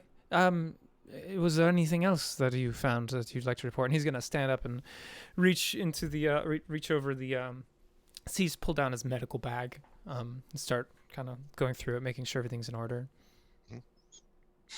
The only people that I talked that really seem to be aware of the disappearances seem to be the insurance people in a weird way. The rest of them didn't seem to be very aware, or if they were kind of worried or at least weirded out. The insurance people were really on the nose of like, yeah, this is normal. People disappear. Like the old man Which is in weird. box 1. Yes, and the two insurance people that I talked to in box 1 and 2. In the passenger cars? Yes, Okay. they seem to be just not weirded out about it. Like it was business as usual. And how many did you say were on board the train? You said there's I- one in the noble car, I which is have most count- certainly old man Damien. Must be him. Yes. Okay. Then who else? One of the people said that there was one in the diner car. There were Okay. two in the passenger car 1, and then one in the passenger car 2. So 5 or 6. Okay. I am unsure. I talked with 2 of them. There's one in the diner. You talked with old man Damien. Is there And anything that stood out about them? one of them looked very skinny. And the other one was coughing a lot. Hmm. They didn't seem to be in good health. But That's funny because Not- neither did Damien. He didn't seem to be in terribly good health. The only man I noticed solitary in the dining car would have been the boxer. He was eating a lot for 8 in the morning. He did start his second burger while I was in the He dining started car. the second one? Yes. And then the other fellows that were there were still talking sports and cities and blah, blah, blah. I don't know. Not interested. Hmm. But the other interesting thing is, so for that only that one table being replaced, all of the other tables, it would be hard to distinguish that table had been replaced. It wasn't obviously a newer table compared to the other tables. Okay. So I if mean, this is a train that's been running for so long, you would think they'd have to replace other things. Mhm. But the tables look pretty immaculate. Hmm. Be There- slightly warm of substance. You would think that there would at least be worry marks where people get up and push away and things like that, but I haven't seen any of it. Agreed. Now I want to notch a table and see if the scratch is there at the end of the trip. Oh, Do it. Notch something. I'd certainly do that. Yeah. But I think Dr. Singh is going to say, well, if there's a sick child, I should certainly go attend to them. Could you show me where, TJ? oh, sure. I'll lead you there, and then I'll also point out the people that I noticed, and you can kind of look if they look sickly. Although one is coughing a lot, and the other is very skinny, so you probably notice. Hmm. I think we should strike up conversation with the boxer at least, and We're definitely going to talk to the Burger Baron. The Burger Baron? The Boxer Burger Baron of the galley. That is of the kitchen car. it is quite a title. Yeah. Yeah, we should probably talk to him and gently see if he works with insurance too. This can always could be ask a if- kind of scam. Takes the train a lot, and then yeah, if he is the other insurance person, that would be odd. Just for I them to think be it so could be- split up. One to each car. Yeah, Right. Also, one getting a premium car seat and the other's having to sit in coach. the woman did say that they were brothers, but that they also Oh. didn't like each other. I see. Oh, That that's they were kind of stranded. okay. But it does seem weird. Why don't they just live in Hartford? They might just. I mean, they might just. You might be right, but I think we should make our way to the child either way. I'm assuming we're talking as we're going, and then are you two are Horace and Francine gonna break off to talk to the boxer, or are you gonna? Okay. Sure. Yeah. All right. Cool. So yeah, I don't know what scene we want to do first. Let's do the child first. Okay. I want you to roll me medicine. As it so happens, it's an all right skill for me, 41. So let's see if I can figure out what's wrong with this wee batten. What are the chances? I rolled a 40. It's about as close as you can get. Yeah. Yeah. It looks like the kid might have got pneumonia. Whoa. So she's got like the rattly thing Yeah. going on. How bad does it sound? It does not sound great. Child should definitely get some first aid. I mean, I've got some elementary, or I've got some basic stuff on me, but I don't know if I have anything for that. It's the 1930s. I don't know what medicine for pneumonia would look like or be. That's fair.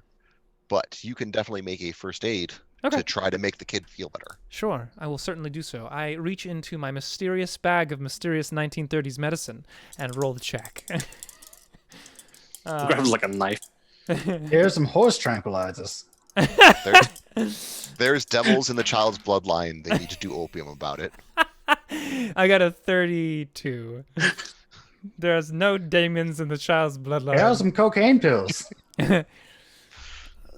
Yeah, you think you can stabilize the child, so they'll be fine. But you will mention to the mother that they really do need to go to a hospital as soon as they get back. Yeah, I think I would take the mother aside and say, Your daughter seems to have a case of pneumonia, and I know that this is sometimes quite serious, and I've done everything I can for her to make her comfortable and good, but as soon as you are able, she should be checked into a hospital. Until then, she should probably be resting as comfortably as she can. Yeah, and that's all he says. All right. Also, do you happen to work with insurance, man? No, I'm just a housewife.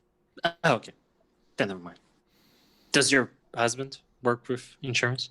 No, he works tech, if I remember correctly. Oh, sorry. I just really needed the life insurance. I was just wondering. Okay. I'm sorry for the interruption. Yeah. Gotta step back. Okay. Yeah, that's it, I guess, for that then. If we solve that issue. Oh, actually, Dr. seeing the coughing man would probably go over and go and say to him, "It sounds like quite a nasty cold you have there, a nasty cough. I am a doctor. Would you like me to see if I can help you?" I've seen doctors before. It's chronic. There's no helping it. Ah, understood. That does happen to the body sometimes, no? Such it does. Illness in the body tends to fester. Truly. Well, anyway, if he declines that, then I think Dr. Singh will leave him be. I'm trying to come up with an excuse in my mind for Dr. Singh to see the hungry man and be like, "Are you all right?" I think he would actually, if he's slumping down, He's in a different train car though, so. Oh, he's in a different train car, right. Yeah. The skinny woman is in this one. I'll point out the coughing man, the skinny woman to him, to the doctor, and it's like the skinny woman was in the other car, wasn't it? Yes. Yeah. So car 2. Okay. So if you're gonna point out the people in car 2, I guess we'd move on to car 2. Okay. I'm gonna pause that, and we're gonna do the Burger King. Hamburglar, as the chat pointed out. Yes. So you two were going to talk to him, correct? Yes. Ah, there's a crown. All right. Yeah, he's currently chewing on his fries.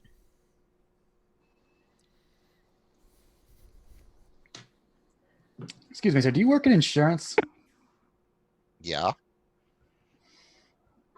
Wonderful. I don't know where I'm going with this. May I sit down? I don't know where you're going with this either, and why.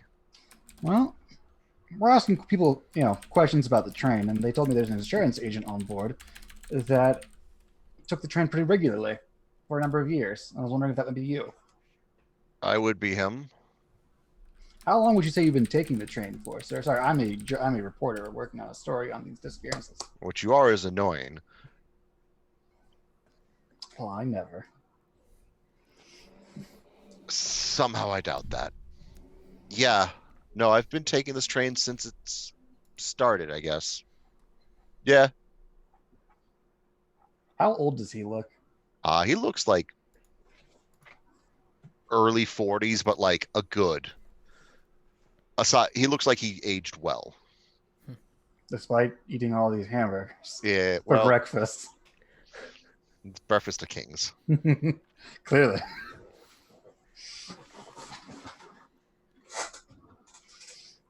Francine, help me. Yeah, no problem. I was about to. Have you been present when the disappearances happened or noticed anything interesting about this? Or have any information on the disappearances? I've been around, probably, but I don't feel like sharing it. So fuck you. Wow. That's upsetting. I'm not sure why you would take such a hot attitude with us. We were hired by the train company to kind of look into this, so, we're just kind of trying to do our jobs. I guarantee you were not hired by the train company to annoy me.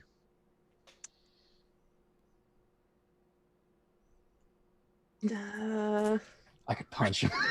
Don't punch him. Punch the boxer. I'm shooting him. I'm shooting him. No, I don't like any of these ideas. Horace is also a large man. Walk into the kitchen car. Blam! It's okay, I'm an investigator. The hamburger has been put down. I like that nobody likes this guy. He's the first one. He's the first one who has been a dick. He is the first one. I was gonna say, Francine. Can Francine try and charm him to try and get more information? You can absolutely try, but good luck with that. Yeah, we'll see. She doesn't have a great charm score. But we'll see what we get. At least everyone else has been polite. The sick man at least coughs out the window. Nope, that is a fail. I got an 88. Yeah, no, he doesn't seem interested in talking to you. Yeah, cool. Well, just so How you know, about we you've buy been. another burger, sir. What about the burger?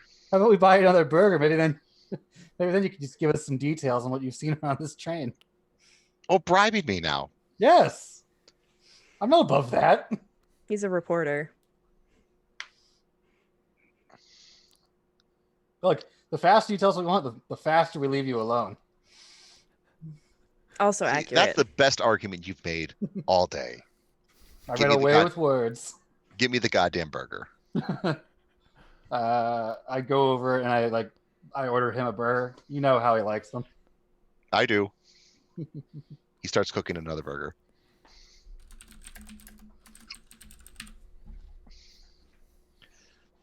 All right, what do you want? Keep it short.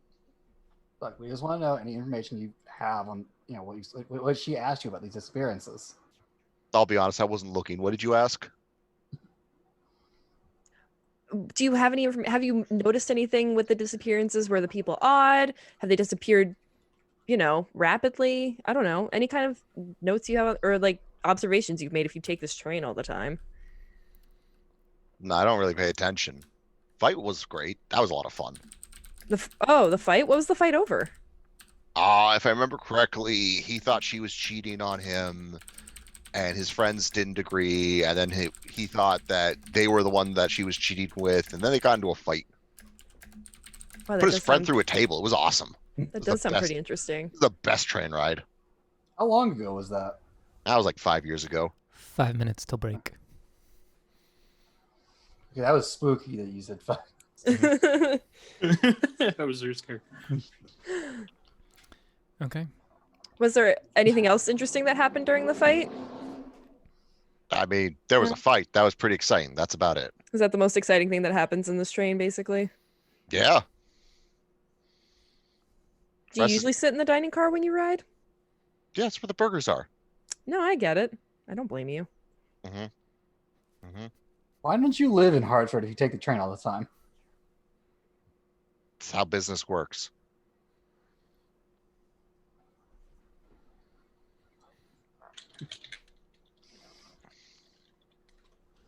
Make an insurance. Ask for an Alright. insurance policy. No, I'm good. I'm not giving this man a commission, no. Not this one. I mean, I think that covers all the questions I had. Yeah, If you I haven't don't wanna noticed talk to anything him else. anymore. Hmm. Chef, never mind, he's not having a burger. And I walk out. Francine hurries behind him. You feel daggers being shot into the back. Beautiful. And I was like flipping the bird as I leave. Rude. Maybe he shouldn't have started it. Yeah, he definitely started it. I would like to apologize for all reporters in chat. Yep. Going back to the last train car, you wanted to talk to the man who was slumped against the wall, or you wanted to talk to the skinny woman? The man who's slumped against the wall, I mean, he's already got his doctor's bag, so he's kind of just making sure no one else needs anything, and this guy doesn't look so swell. You know, like, are you all right? Yeah, just starved. It's fine. Starved? Goodness, that's not fine at all. When's the last time you ate? 3-4 days ago. Good God, man. I cannot allow this. And he's going to pull out $1, which is basically equivalent to like $15 now. He's gonna pull out $1 and be like, "Go get yourself some food from the kitchen car. Are you well enough to walk?" I can't ask that from you. That's too much generosity, I swear. Then don't think of it as generosity. Think of it as an investment. You do your part by eating your food, becoming nourished, and then, later on in life, you will do the same for someone else. You will do a service for me, okay? I'm hiring you to do a service. Get well. Okay. He cracks half a smile. I can do that. Good. He gets up. He's a little unsteady, but he makes his way forward towards the dining car. Okay. He's going to get that burger that was started. He deserves it. I think I'll reconvene with TJ. Just be like, well, I'm glad that we were able to do some good, even if nothing else comes of this.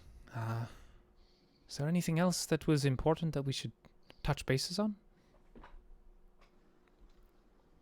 There was the skinny woman, but that was There about was a it. skinny woman. Yeah, she was also the insurance person, and she was the one who told me about them being brothers. Yeah, I think that Dr. Singh would not be interested in talking to her if you already did. Doesn't want to, like, ask more of the same questions, you know? So Nah, I think we're fine. maybe we should head back to the noble car. Yes, reconvene. So we're going to find... Actually, we'll probably bump into Francine and Horace if they... Probably. I almost said your name. If they're walking through the cars and be like, well, at the very least we did some good, but let's go back and chat. How was your conversation with Boxer Man? Wonderful. Right. He's clearly stellar at conversation. Oh, good. Clearly their marketing and sales executive. All right. Is this a good spot to take a break, Dan? I think this is probably a good spot because you guys will be reconvening. Okay, so we are going to take a quick break, everyone. So make sure to get some water, go to the bathroom, stretch your legs for just a couple minutes. We will be back as soon as possible. And I want to just hit some things real quick. If you guys have not, make sure to... Well, that didn't work for some reason. All right. I was going to say, follow Gehenna Gaming on social media. Check out our Discord. Oh, there it is. It was just slow. Check out our Discord. And also, make sure to, if you haven't already, check out what we're doing with the Bodhana Group. Obviously, this is for SAFeCon. So if you haven't checked that out, then, please do so. It's a great cause. The Bodhana Group does some really good stuff. So donate if you haven't. And Thank you very much, Ian. It is not too late to register for events for SAFeCon. There's a lot of cool stuff going on. Go to tabletop.events, sign up for some stuff. But again, we will be back in just a few minutes. So we will see you then.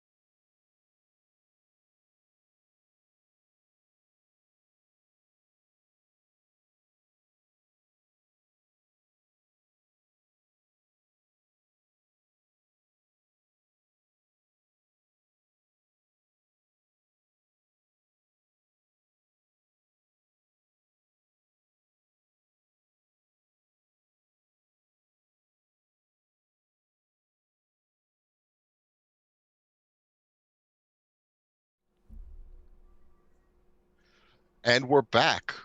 Thank you everyone for waiting for us. When we left off, everyone was reconvening in the luxury cars after having a very pleasant chat with our good Burger King, as well as taking care of a sick child. Okay. Dr. Singh is, seated in his typical fashion, looking equal parts academic, endearing, and probably a little aloof. So, did we find out anything else about these disappearances? Not from our hamburger consuming friend. He didn't really want to give us information. He was pretty reluctant. He's pretty disgruntled, in my personal opinion. And basically said he doesn't notice a whole bunch. The only thing he really paid attention to, since he spends most of the time in the diner car, is he noticed the fight. And we found out that the fight was between like a couple and their friends. Basically, the husband or boyfriend accused the woman of cheating. She said no. His friends also denied it, and then he was convinced that his friend was the cheater. However that works. So he threw his friend into the table. I see. I am a little disappointed. I was hoping there was a connection there, but it sounds like the dirtiness of life. Seems true. But yeah, he didn't really want to talk to us. So, maybe we should review what we have so far. While we're doing this, I'm finding some piece of wood, like the wood furniture. He's carving "I heart burgers" into it. Okay. This is to see if it repairs itself. Yep. Do you tell anyone that you're doing this beforehand? Or are you No, just gonna... not at all. My switchblade just clicks open. I think Dr. Singh is like, I think we should reconvene and go through with the information we have. What are you doing? Paranormal investigation. We did say we did want to mark a service to see if it repaired itself, but I thought we talked about doing that in the dining room. I can do it there too. Okay. However much vandalism you want to do is fine with me. Whatever gets the job Petty done. vandalism. I'm a professional. I figured you're a reporter. Oh, man. I'd like to apologize for all reporters. Yeah, I would like to apologize to all reporters in our audience. We're gonna have no reporter friends by the end of this. It was a I really razor don't, so that's cut. As someone who reports. I think we don't really have much else to do right now than to just stand watch. Well, true. We seem to have a strange individual.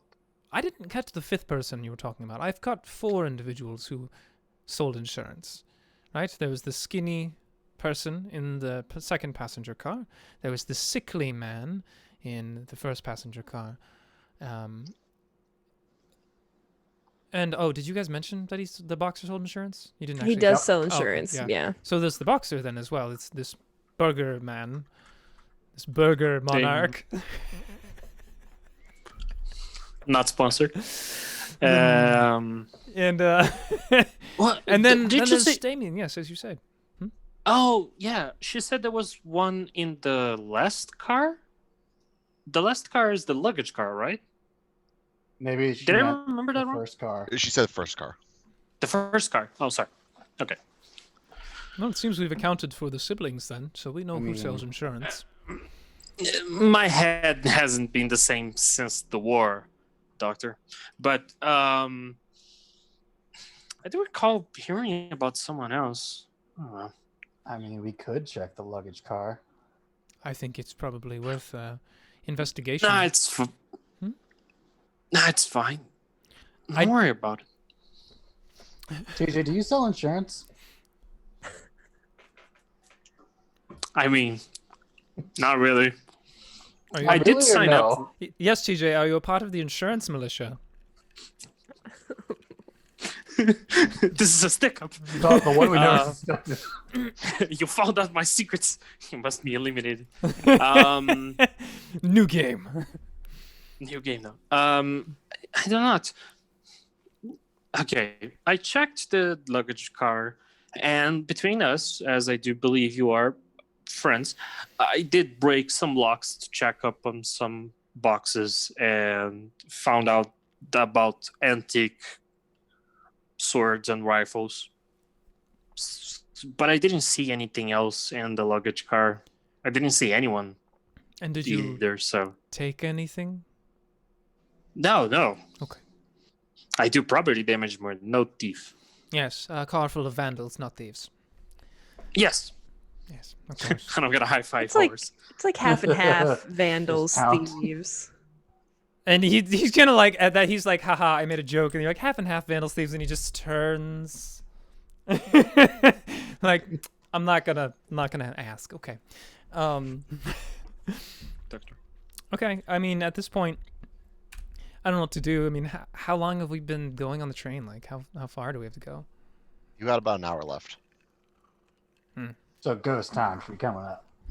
We do know that whatever happens in the later half of the voyage, Okay. at least. Did I say that right? I think I said that right. Mhm. So whatever happens soon. Or it's But- more likely to happen soon.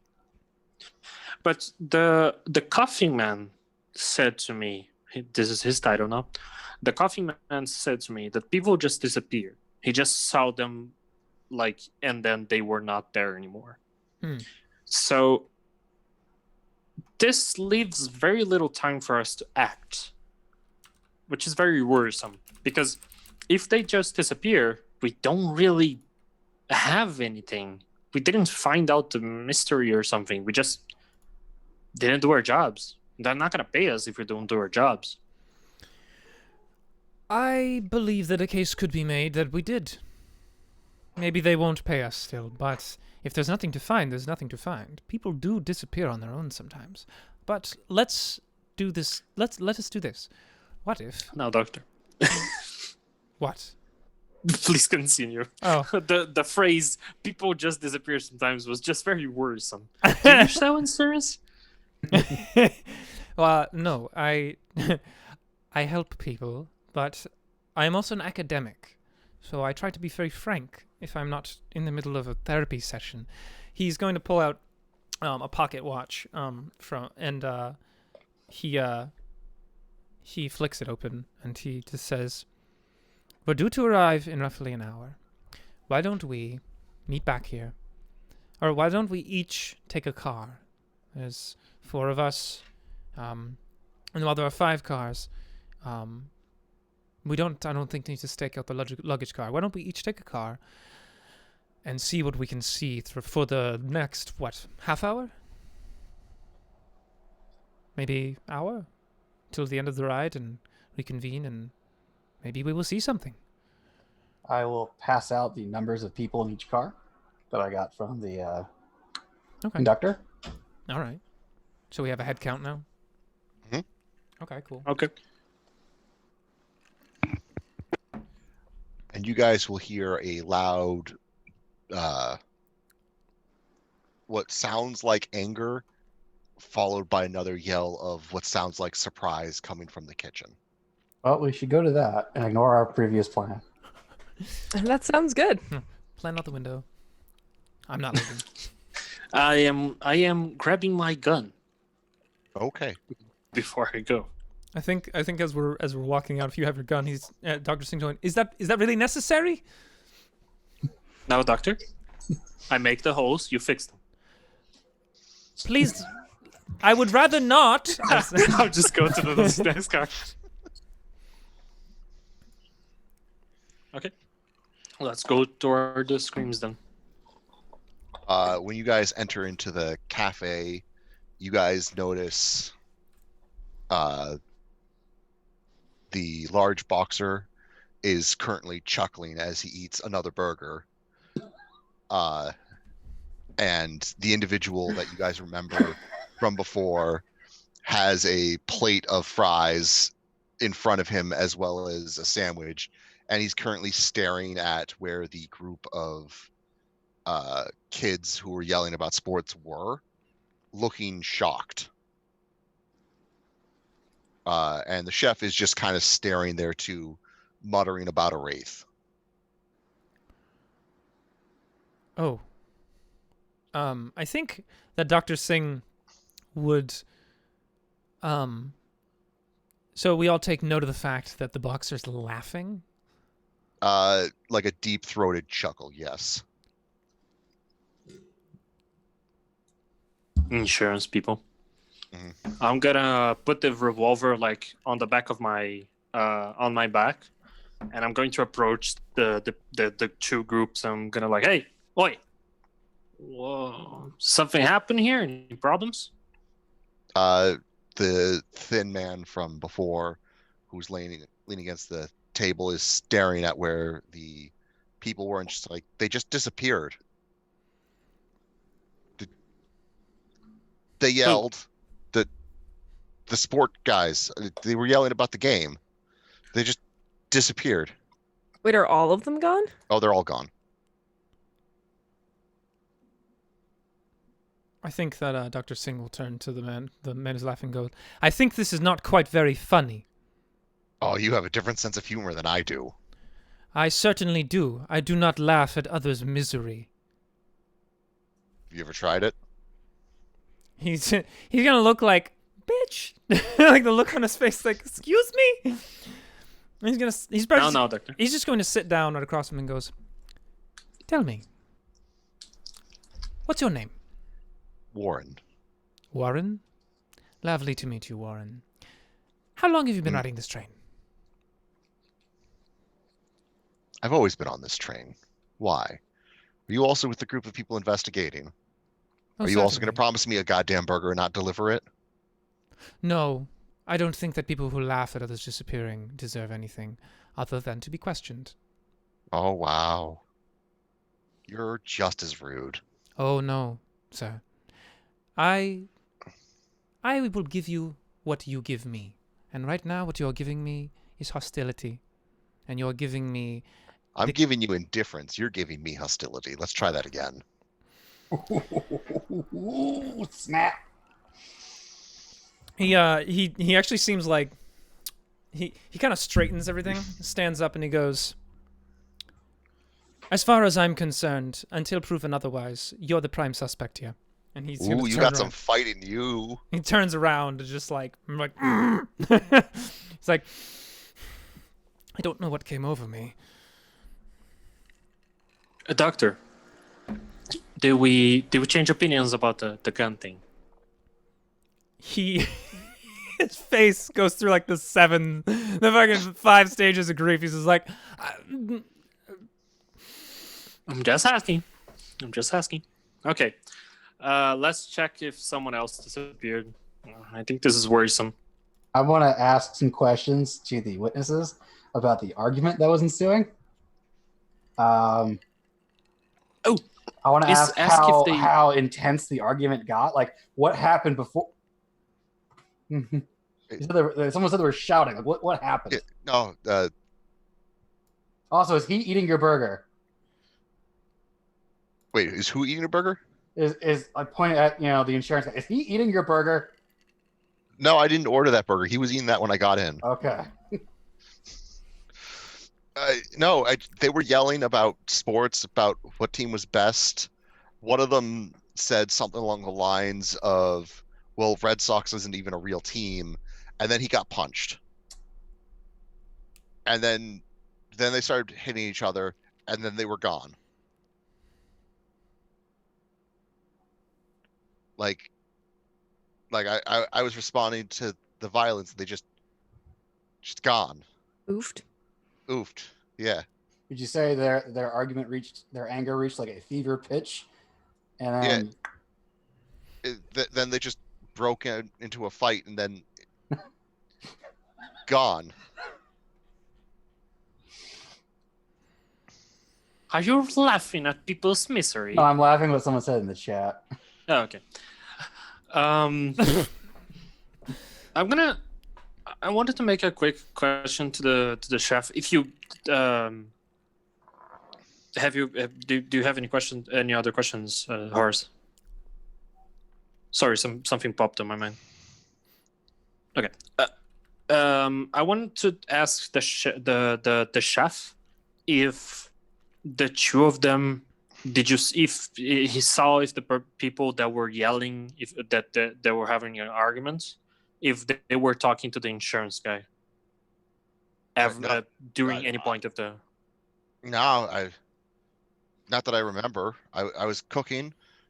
Maybe they interacted shortly for a moment, but like, I can't think of. I honestly don't think they talk to each other. Did you see them writing something, like checking papers or something? No, they were busy talking amongst themselves. Like, they all seemed friends. I assumed everything was fine, but I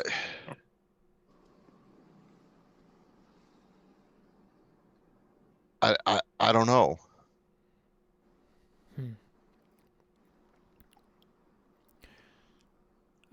Okay. I think that because Horace and TJ have been so sassy to the doctor, he's gonna go over to Francine and just be like, I don't know how you talked to that man before. He's very infuriating, but he said something strange. I didn't think about it when in the moment. I was just too mad, but he said he's always been here.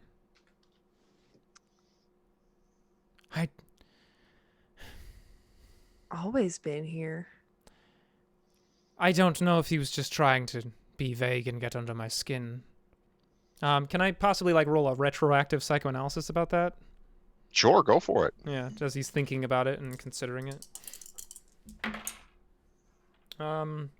93, that's not a success, but sorry, reverse the numbers. It's 39. Yeah. 39. That's way better than a 90. Yeah, I was like 93. God. Oh no, that's the ones. Yeah, so 39. So that is a success for the psychoanalysis.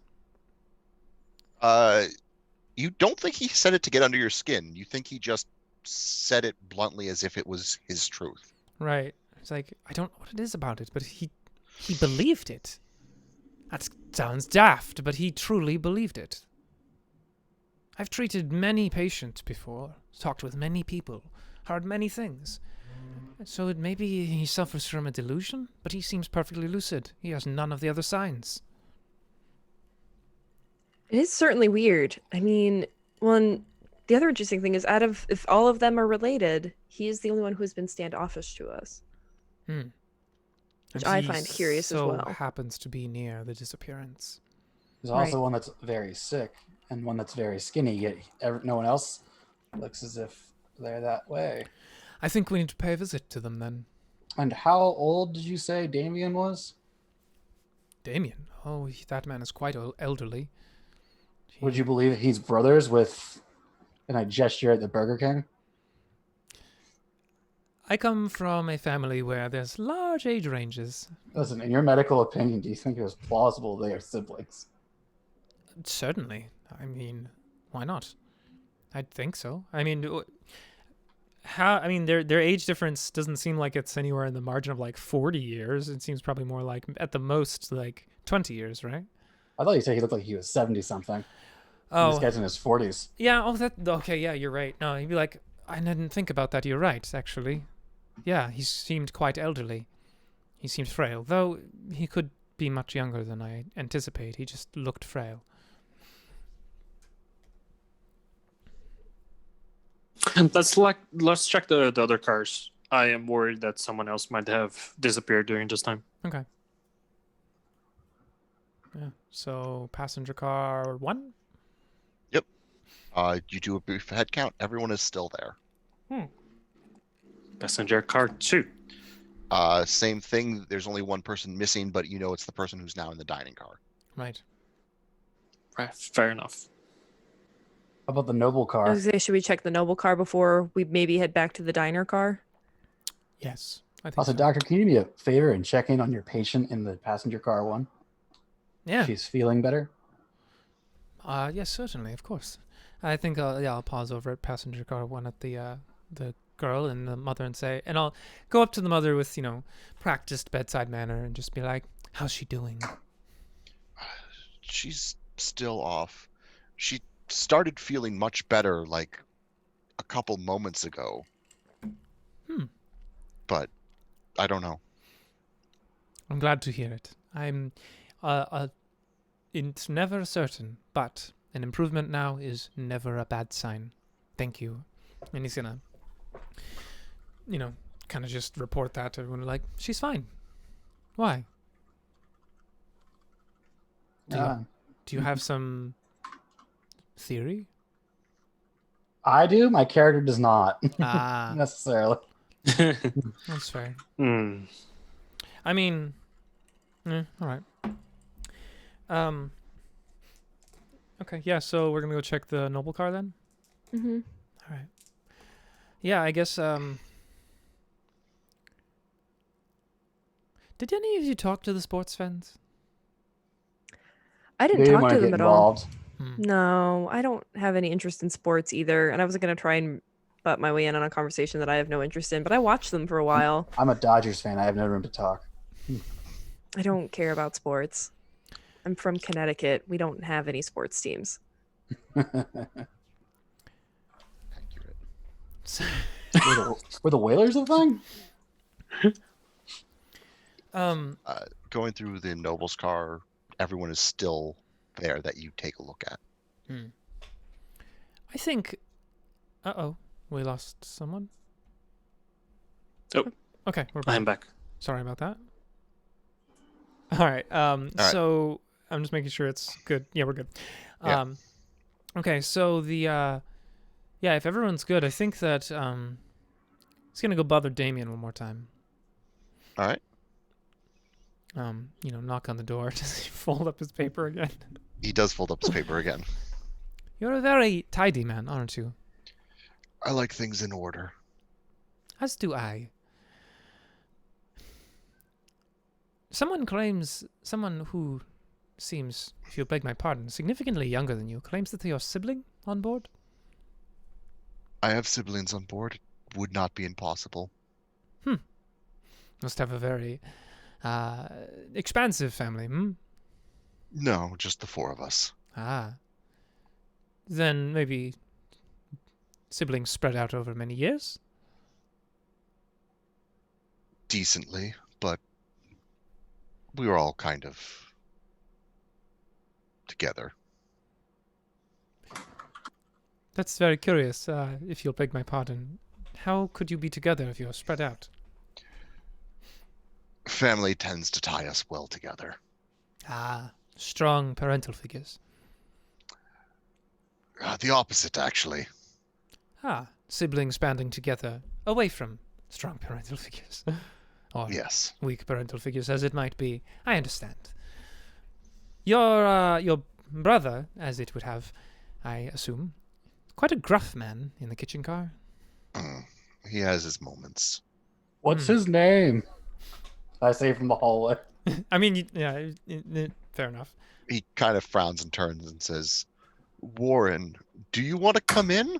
Yeah, I mean, yeah, just everyone piling. Come on, let's go. Let's piling around the old, decrepit man.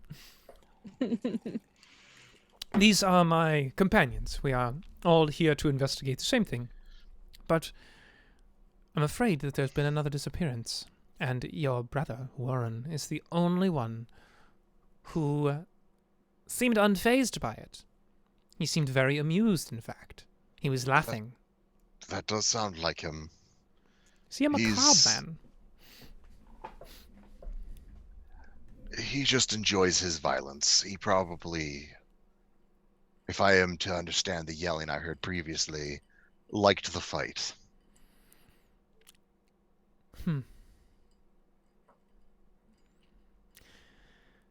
There is something strange going on here.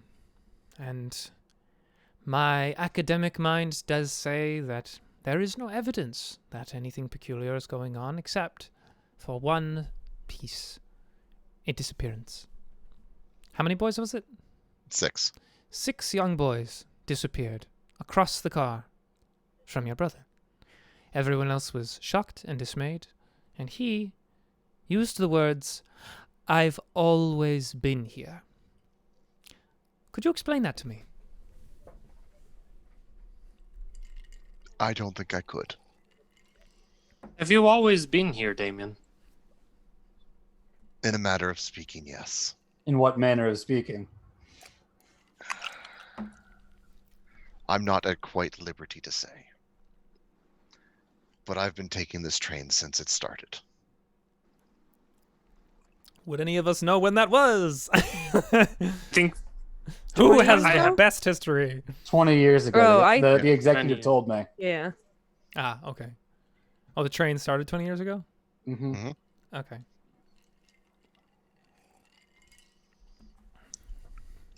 Before it was a train, did you also travel the same way? The same path, no. Hmm. This A different particular train? route, no, this particular route started because of this train. What was the old route you used to take? I bounced around here and there. I didn't really have a set route. your brothers and sisters did the same route as you back then? We did not often take the same route. This is the closest we've all been together in a while. I thought you guys were working in Hartford together. We have business there, yes. What business? Can you tell us? Life insurance. Ah, yes. I believe you can look at TJ. Like, I believe. I am looking for life insurance. Could you sign me up? I do believe you already have life insurance. That's peculiar. I haven't seen anyone come up here to tell you that. And I haven't told you either. I keep well track of my family's documentations. How? No. How? Yes, but I understand No, that. no. How? You're a Direct very question time. tidy man. Yeah, how is a good question. You sign the form. But how would you know that? We must be dealing with psychic ink, clearly. No, psychic Or ink a is militia. sham. What? Sorry? Or a militia. I do not believe there's a militia on this train. But there is a scam. And it's this insurance company. I don't think there's really an insurance company at all.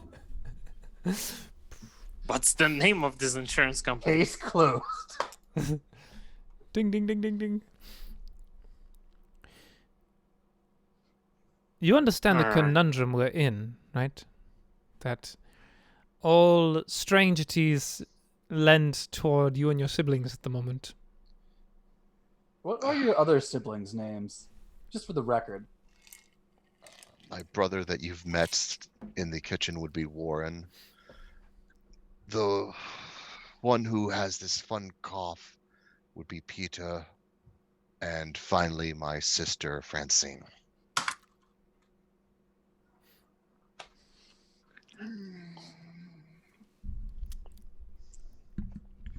I think somebody just came up with some meta content in their head. Just based on that face. And tell me, have you always been in insurance? Yes, I've always been in insurance. It's a family business. How long have you been in business? Since as long as I can remember, it's just what we do. I see. How far back can you remember? My whole life. Can you give us a relative, event around how far back you remember? No, it all blends together. I'm afraid I couldn't give you a distinctive event. Ah, yes, that does happen with age, doesn't it? Losing Yes. track of your memory. Hey, what do you mean by that? I don't know.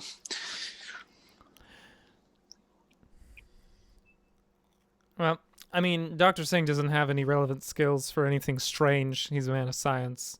He would kind of press the point, be like, You know, I'm quite well versed in biology and chemistry, and I am not yet aware of any particular new things that would allow you to know right away when the signature is signed.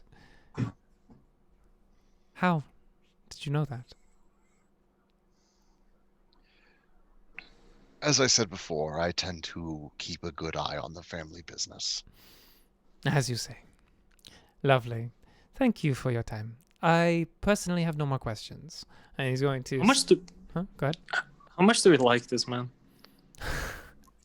I mean, at this point, he's been nothing but, like, nice, but Dr. Singh is becoming frustrated and alarmed because people disappeared. People disappeared and he knows someone has signed a contract that he has not seen. Mm-hmm. I'm gonna pull my gun at him.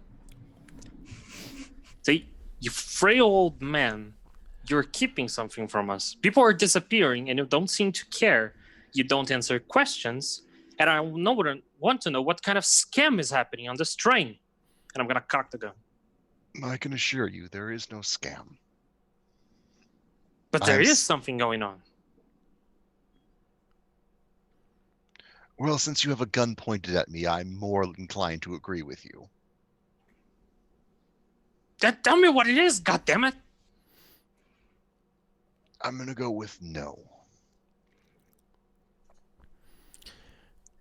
I think Dr. Singh would be like, I think maybe that this has come a bit far and that we should take account of our nerves and our reason. Yes? If I punch him, is someone gonna stop me? I will not.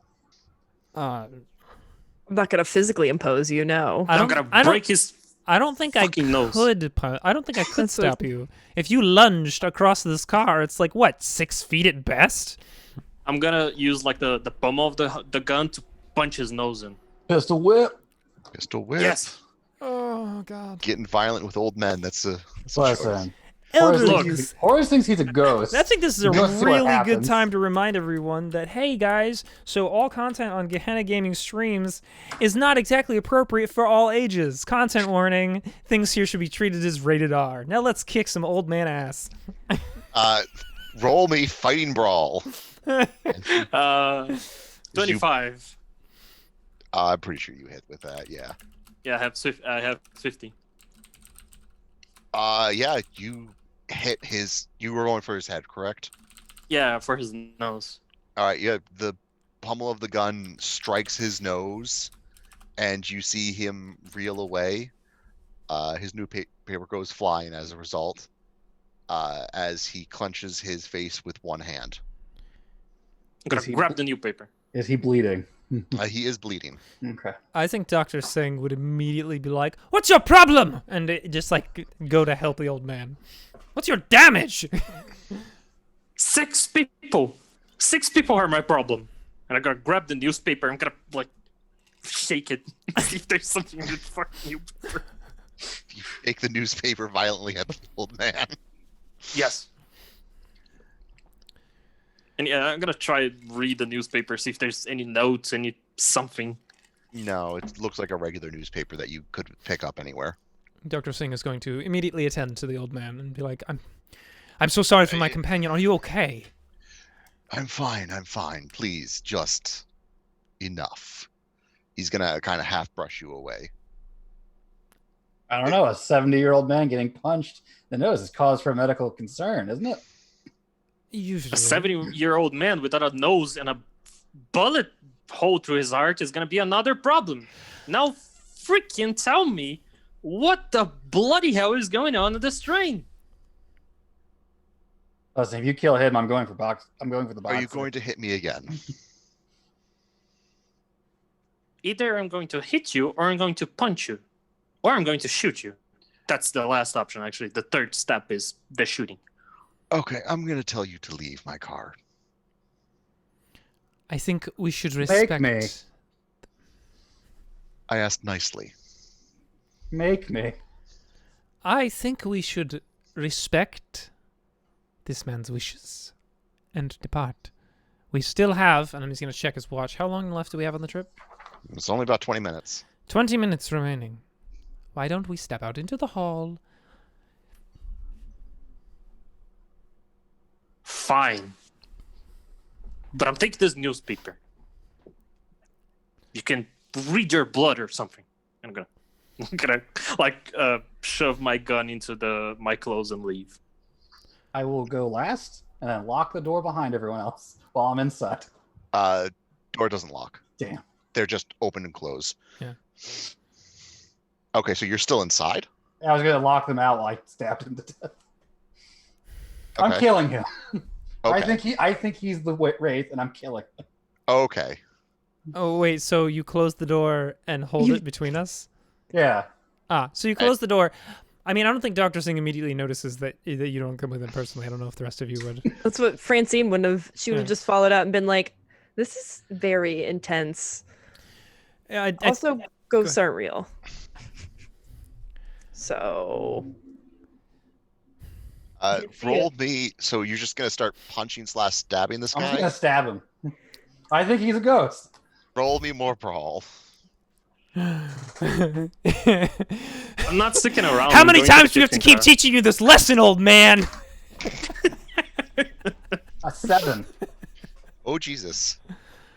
To clarify, you are trying to kill him, yes? Yes. Okay. With my switchblade. Okay. So what are you guys doing outside? Well, I mean, I think that Dr. Singh was going to put a hand on Theodore's shoulder and go, I understand that you're scared, but you cannot just succumb to your violent urges like that. That is an old man in there. We don't know that he's done anything wrong, and then I assume we hear... How you die, Wraith? You guys actually hear nothing. Oh, okay. Look, Doctor. This is not my first time. Okay, this particular version of it, yes. But the war was not exactly safe. And when people are endangering innocent people, someone has to act. Now, I do not expect you, good doctor, to understand, nor you, pardon me, Francine, but something needs to be done. And if you are not going to do it, I am. Theodore. Plus, I signed the contract and he knew about it, and it is very spooky, and I am very scared. Theodore. It's pretty spooky. The war is over. The war is never over, Doctor. Not in my head. I know. Not in real life. But and if I have to punch an old man for that, and reminds, I am an old man, so I have moral justification. I do not think that the authorities would see it that way. I think that the train company would deny of hiring us, and that we would receive no pay, and that you would be accused of assault, or if I allowed you to go through with it, murder, and that you would be in prison, and that I could not help you. The war is over, Theodore. I know it is hard. It is always in your head, always in your memories. I know. But it's not happening now. These are disappearances. Thus far, no violence has been committed, though I really don't like that man in the car, and I don't blame you for being scared. So I'm just asking you, please, draw yourself down. Anchor yourself to this reality. The war is not happening right here. Please. We will solve this together, you and I. Okay? Very well, Doctor. And I'm gonna hand my bloody revolver to him. He's gonna take it and be like, yes, okay. Keep it. Just in case we need it at some point. I think you'll wrap it in a handkerchief and put it in a pocket. I'll leave you to be the arbiter of necessary violence. The arbiter of necessary violence. All right. I apologize. It's a great title. Doctor. And I apologize, Francine, for my actions. Okay. I'm all done with that, so... Francine, I'm going to sit in the add? kitchen and be sad. Oh.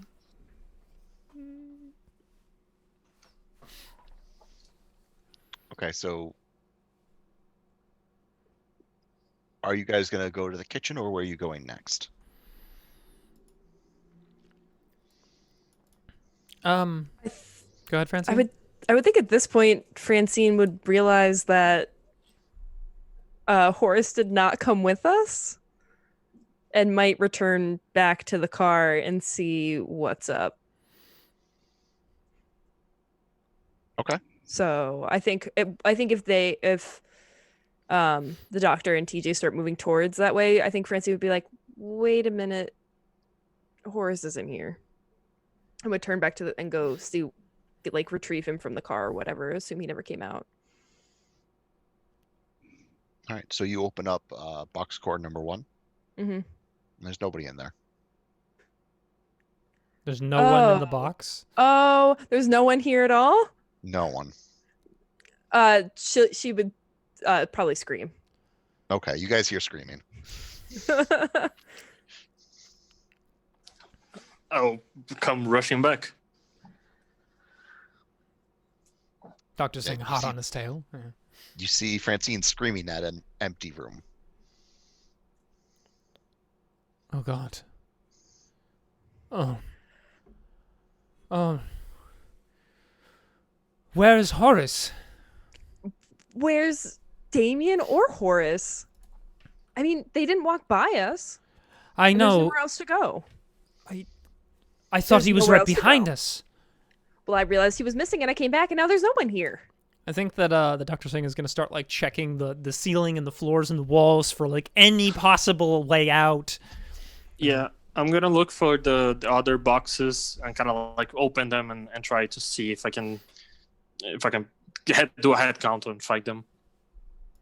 You break through the other doors, take a look. Everyone else is where they're supposed to be. You do not see Horace or Damien. Roll me a spot hidden while you're trying to find if there's any secret passageways or doors. That is a failure. No, you don't think there's anything here. Okay. I'm gonna reconvene with Francine and TJ and say, I can't find anything. Have you found them? Nothing. Why do I feel like this has to do with Warren?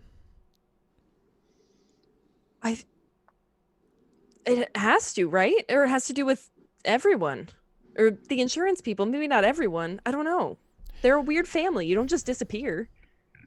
Maybe you were right to be violent with him. I'm sorry that I said that. Still, I don't want you to think that we're at war. Do not treat it like we are.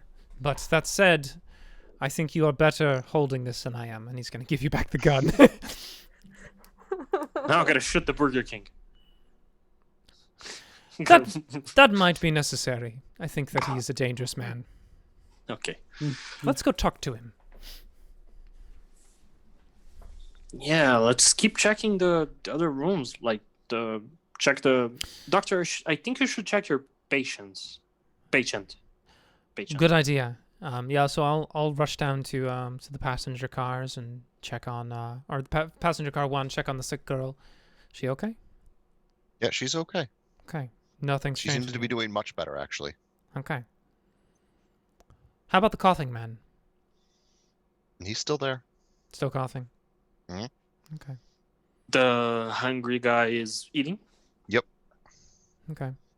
What He's about? kind of squished himself away from where the people went missing, though. Okay. Oh, yeah, that's Is Warren still Fine. just sitting there? Yeah, Warren is still just sitting there.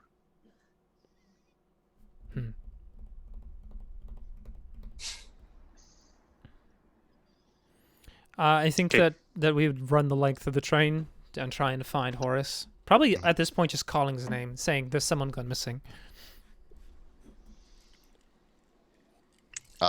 There's a little bit of panic going on among the cars as they realize people have gone missing. Dude, the Francine? skinny girl and the I'm sorry. No, go ahead. I You cut go you ahead. No, go right ahead. Do the skinny guy and the sick man look concerned as well? A little panic? No, Are they- they look very calm. Okay, I'm gonna like be on the side of of the skinny man, for example. He was the one who did I sign the insurance with? The coughing man. The sick The coffee man. The sick man. I'm gonna go to the Scuttle on his side, and I'm gonna be like, "Hey, we noticed that your brother is missing. Your older brother. Odd. Do you know what might have happened to him? No. Aren't you concerned? Not yet. What are you waiting for? Time. To figure it out. We're not doing much to know. We're not investigating. We've got So- time.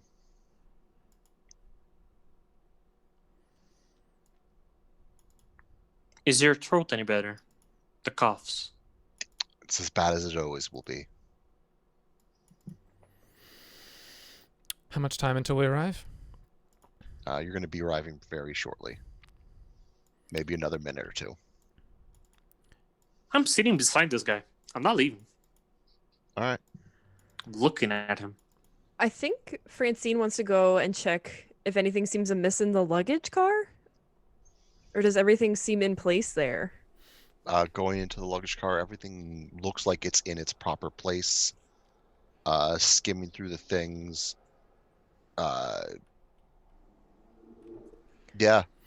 Or One could of she the do... boxes is open for the museum, but other than that, everything is normal. It's open? Mhm. Is it the one... What's in it? Rusty sword. Okay. Yeah. The weird friend. Yeah, that's normal.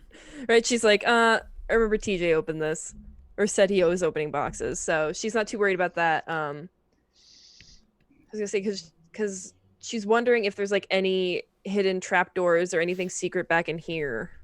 So that would be like, she's just wondering, like, Spot hidden. okay, because she's like now convinced that there's something just freaky wrong with this train. Oh, yeah. Nope, that's a 61. I failed. All right. Um, You do not think there's any back here. Nope.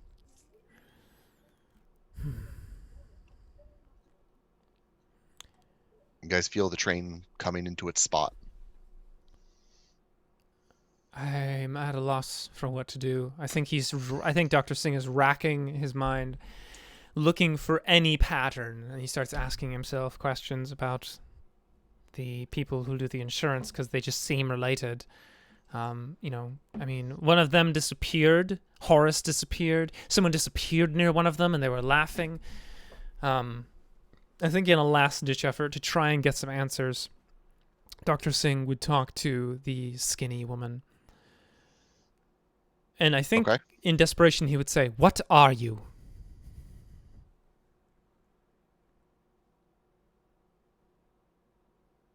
Why?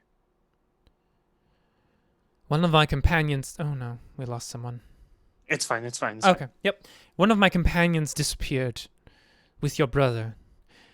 6 other people disappeared near another one of your brothers.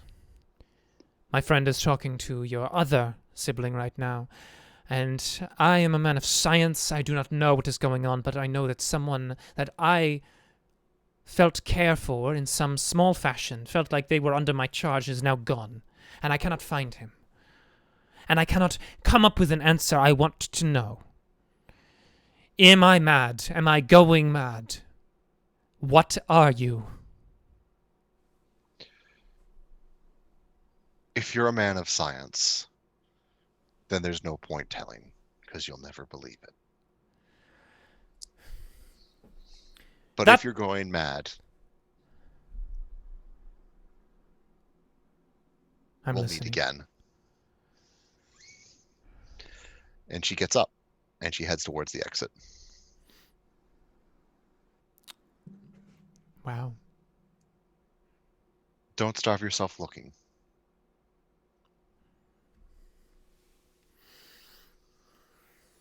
Is the coffee man doing anything? No, he's going to get up when the train pulls to its stop, he's going to nod to you and say, "I'll reach out to you shortly, I'm sure." And he starts heading towards the exit.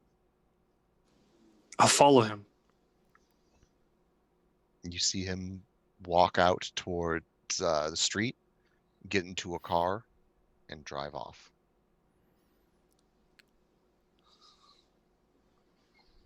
I think Dr. Singh will find Francine and Theodore and be like, I have no idea what happened. I'm left with so many questions. But I feel like there's something just beyond my ability to grasp. I agree. None of this makes sense. There's something just so illogical about this. I saw people disappear, but it doesn't make any sense. People don't just disappear. The things that happen that cannot be explained will be explained. This will not leave me for a long time. I have work that I need to do. And I think that, considering we're coming to 2 minutes down, are we closing this? Yep, we're going to close this. Dr. Singh is going to dedicate the remainder of his life to figuring out what happened and all of his fortune. I think on the last minute, I'm gonna get to the doctor and say, "Hey, doc, my throat is kind of weird. Got something?" He goes, No, yes, I do. God, I'm hungry. Would you like to come get some lunch? Yeah, I take a cup of tea with the nice. I think so too. Got this weird pain. Must be the weather. Must be. What about Francine? What's your exiting line? I think she's just super frustrated, and she just is angry now and does not understand how she got this wrong, what isn't adding up, and she's like frustrated beyond all belief, and just like doesn't even say anything. She's just like grumbling, following behind you guys probably. Okay. So, Yeah, we invite her over. God. yeah. This is- We'll go get lunch Yeah. or dinner, I guess, at this point. Go ahead, Dan. I know there was talk behind the scenes at the group chat, but who figured it out? I mean, I already knew, so it's not fair. Yeah. I am unsure. I think, I think I agree with Ben's theory, but I am not sure. Yeah, Ben's right. Yep. Ben put the pieces together, yeah. Yep. Good job. Camera pans up as they're walking to lunch, and it's just Horace's face in the clouds. Don't you forget about But yeah, no, those were the four horsemen playing a game of who they can get to die underneath one of their sways within Fantastic. train ride. Beautiful. So go ahead. because of the 6 people fighting, he got them, and because you legitimately tried to kill Death, he got you and Death, which was a fun surprise bonus. I killed Death! I am become killer of death, I guess. Cool. That was a really great game. Thank you, Dan. That was amazing. I really enjoyed that. Oh yeah. Like, you started to see my reaction when I figured it out.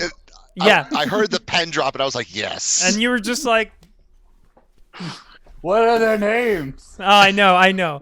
And I knew the whole time, and so I'm just like, all right, just Hey, play you it were like very you good. don't know. Play it like you don't know. Play it like a doctor. Oh, man. Yeah, I don't know if we had any characters that were like super occult focused or anything No. like that. It was Well, just my like, character believed in ghosts and was There you afraid of go. them, so... That's fair. But yeah, so thank you again, Dan, for running this. Do you got any... I guess we should do a quick wrap up. Dan, do you have anywhere that people can find you online? You can find me on the Discord, Donnie T Mac. I have a Twitter that I never use, so don't bother finding me there. But yeah, no, I'm usually wherever Gehenna Gaming is. And what about Leslie? Can people find you online somewhere, or any type of thing you would like to boost or promote? Sure. Actually, so you can find me on Twitter at Leslie Wombat. I'm actually pretty active. And then I actually do a gaming podcast called Hot Garbage Gaming. You can listen to it anywhere you find podcasts. Hot garbage. And if you see gaming. me in the Discord, I'm Baltica. Excellent. And what about Ben? I am your big dad. I am Big Dad on the Twitter, on the Discord. But also you can follow, check out Carrion Comfort Studios, Iron City by Night, coming up on the 25th of this month. Art Shout out to done my by son Wes. Yes, and art done by Seditious Design for some of that, I think. And then Satyr. You can find me on Twitter. I am a very angry Brazilian person, so you're gonna have to translate some of the tweets probably. And I want to shout out. I don't have art or anything just because I don't really do much, but I do want to shout out two of my artist friends who were on the chat, Jota Frost and Raposa Branca. It's literally White Fox on Twitter. Follow them. They're amazing, and they have great art, and they deserve your love. Beautiful. And I am Bran. You can find me on the Discord server with some variation of Bran or Bean or both as my name. You can also find me on Twitter at Kathakaros, which I'll just go ahead and drop in chat. I do Worlds and Crafts, setting building stream every Wednesday, 6 p.m. So obviously we've been doing this for SAFeCon, for the Save Against Fear convention for the Bodhana Group, which is healing the world through gaming. And we want to thank you all for watching tonight. And we had a blast. We hope you had a blast. Make sure to go and check out the Tiltify link there in the chat. Donate to the Bodhana Group. They do amazing gaming therapy and all kinds of fun stuff. Check out their website. And make sure to sign up for the con if you haven't already. There's lots of cool stuff. Buy a badge. Get some tickets for games. Go to panels. Good stuff. We'll be seeing you in a panel in about an hour. But thank you again for joining us. And I hope you all have a beautiful night. You too. Bye-bye. Bye-bye.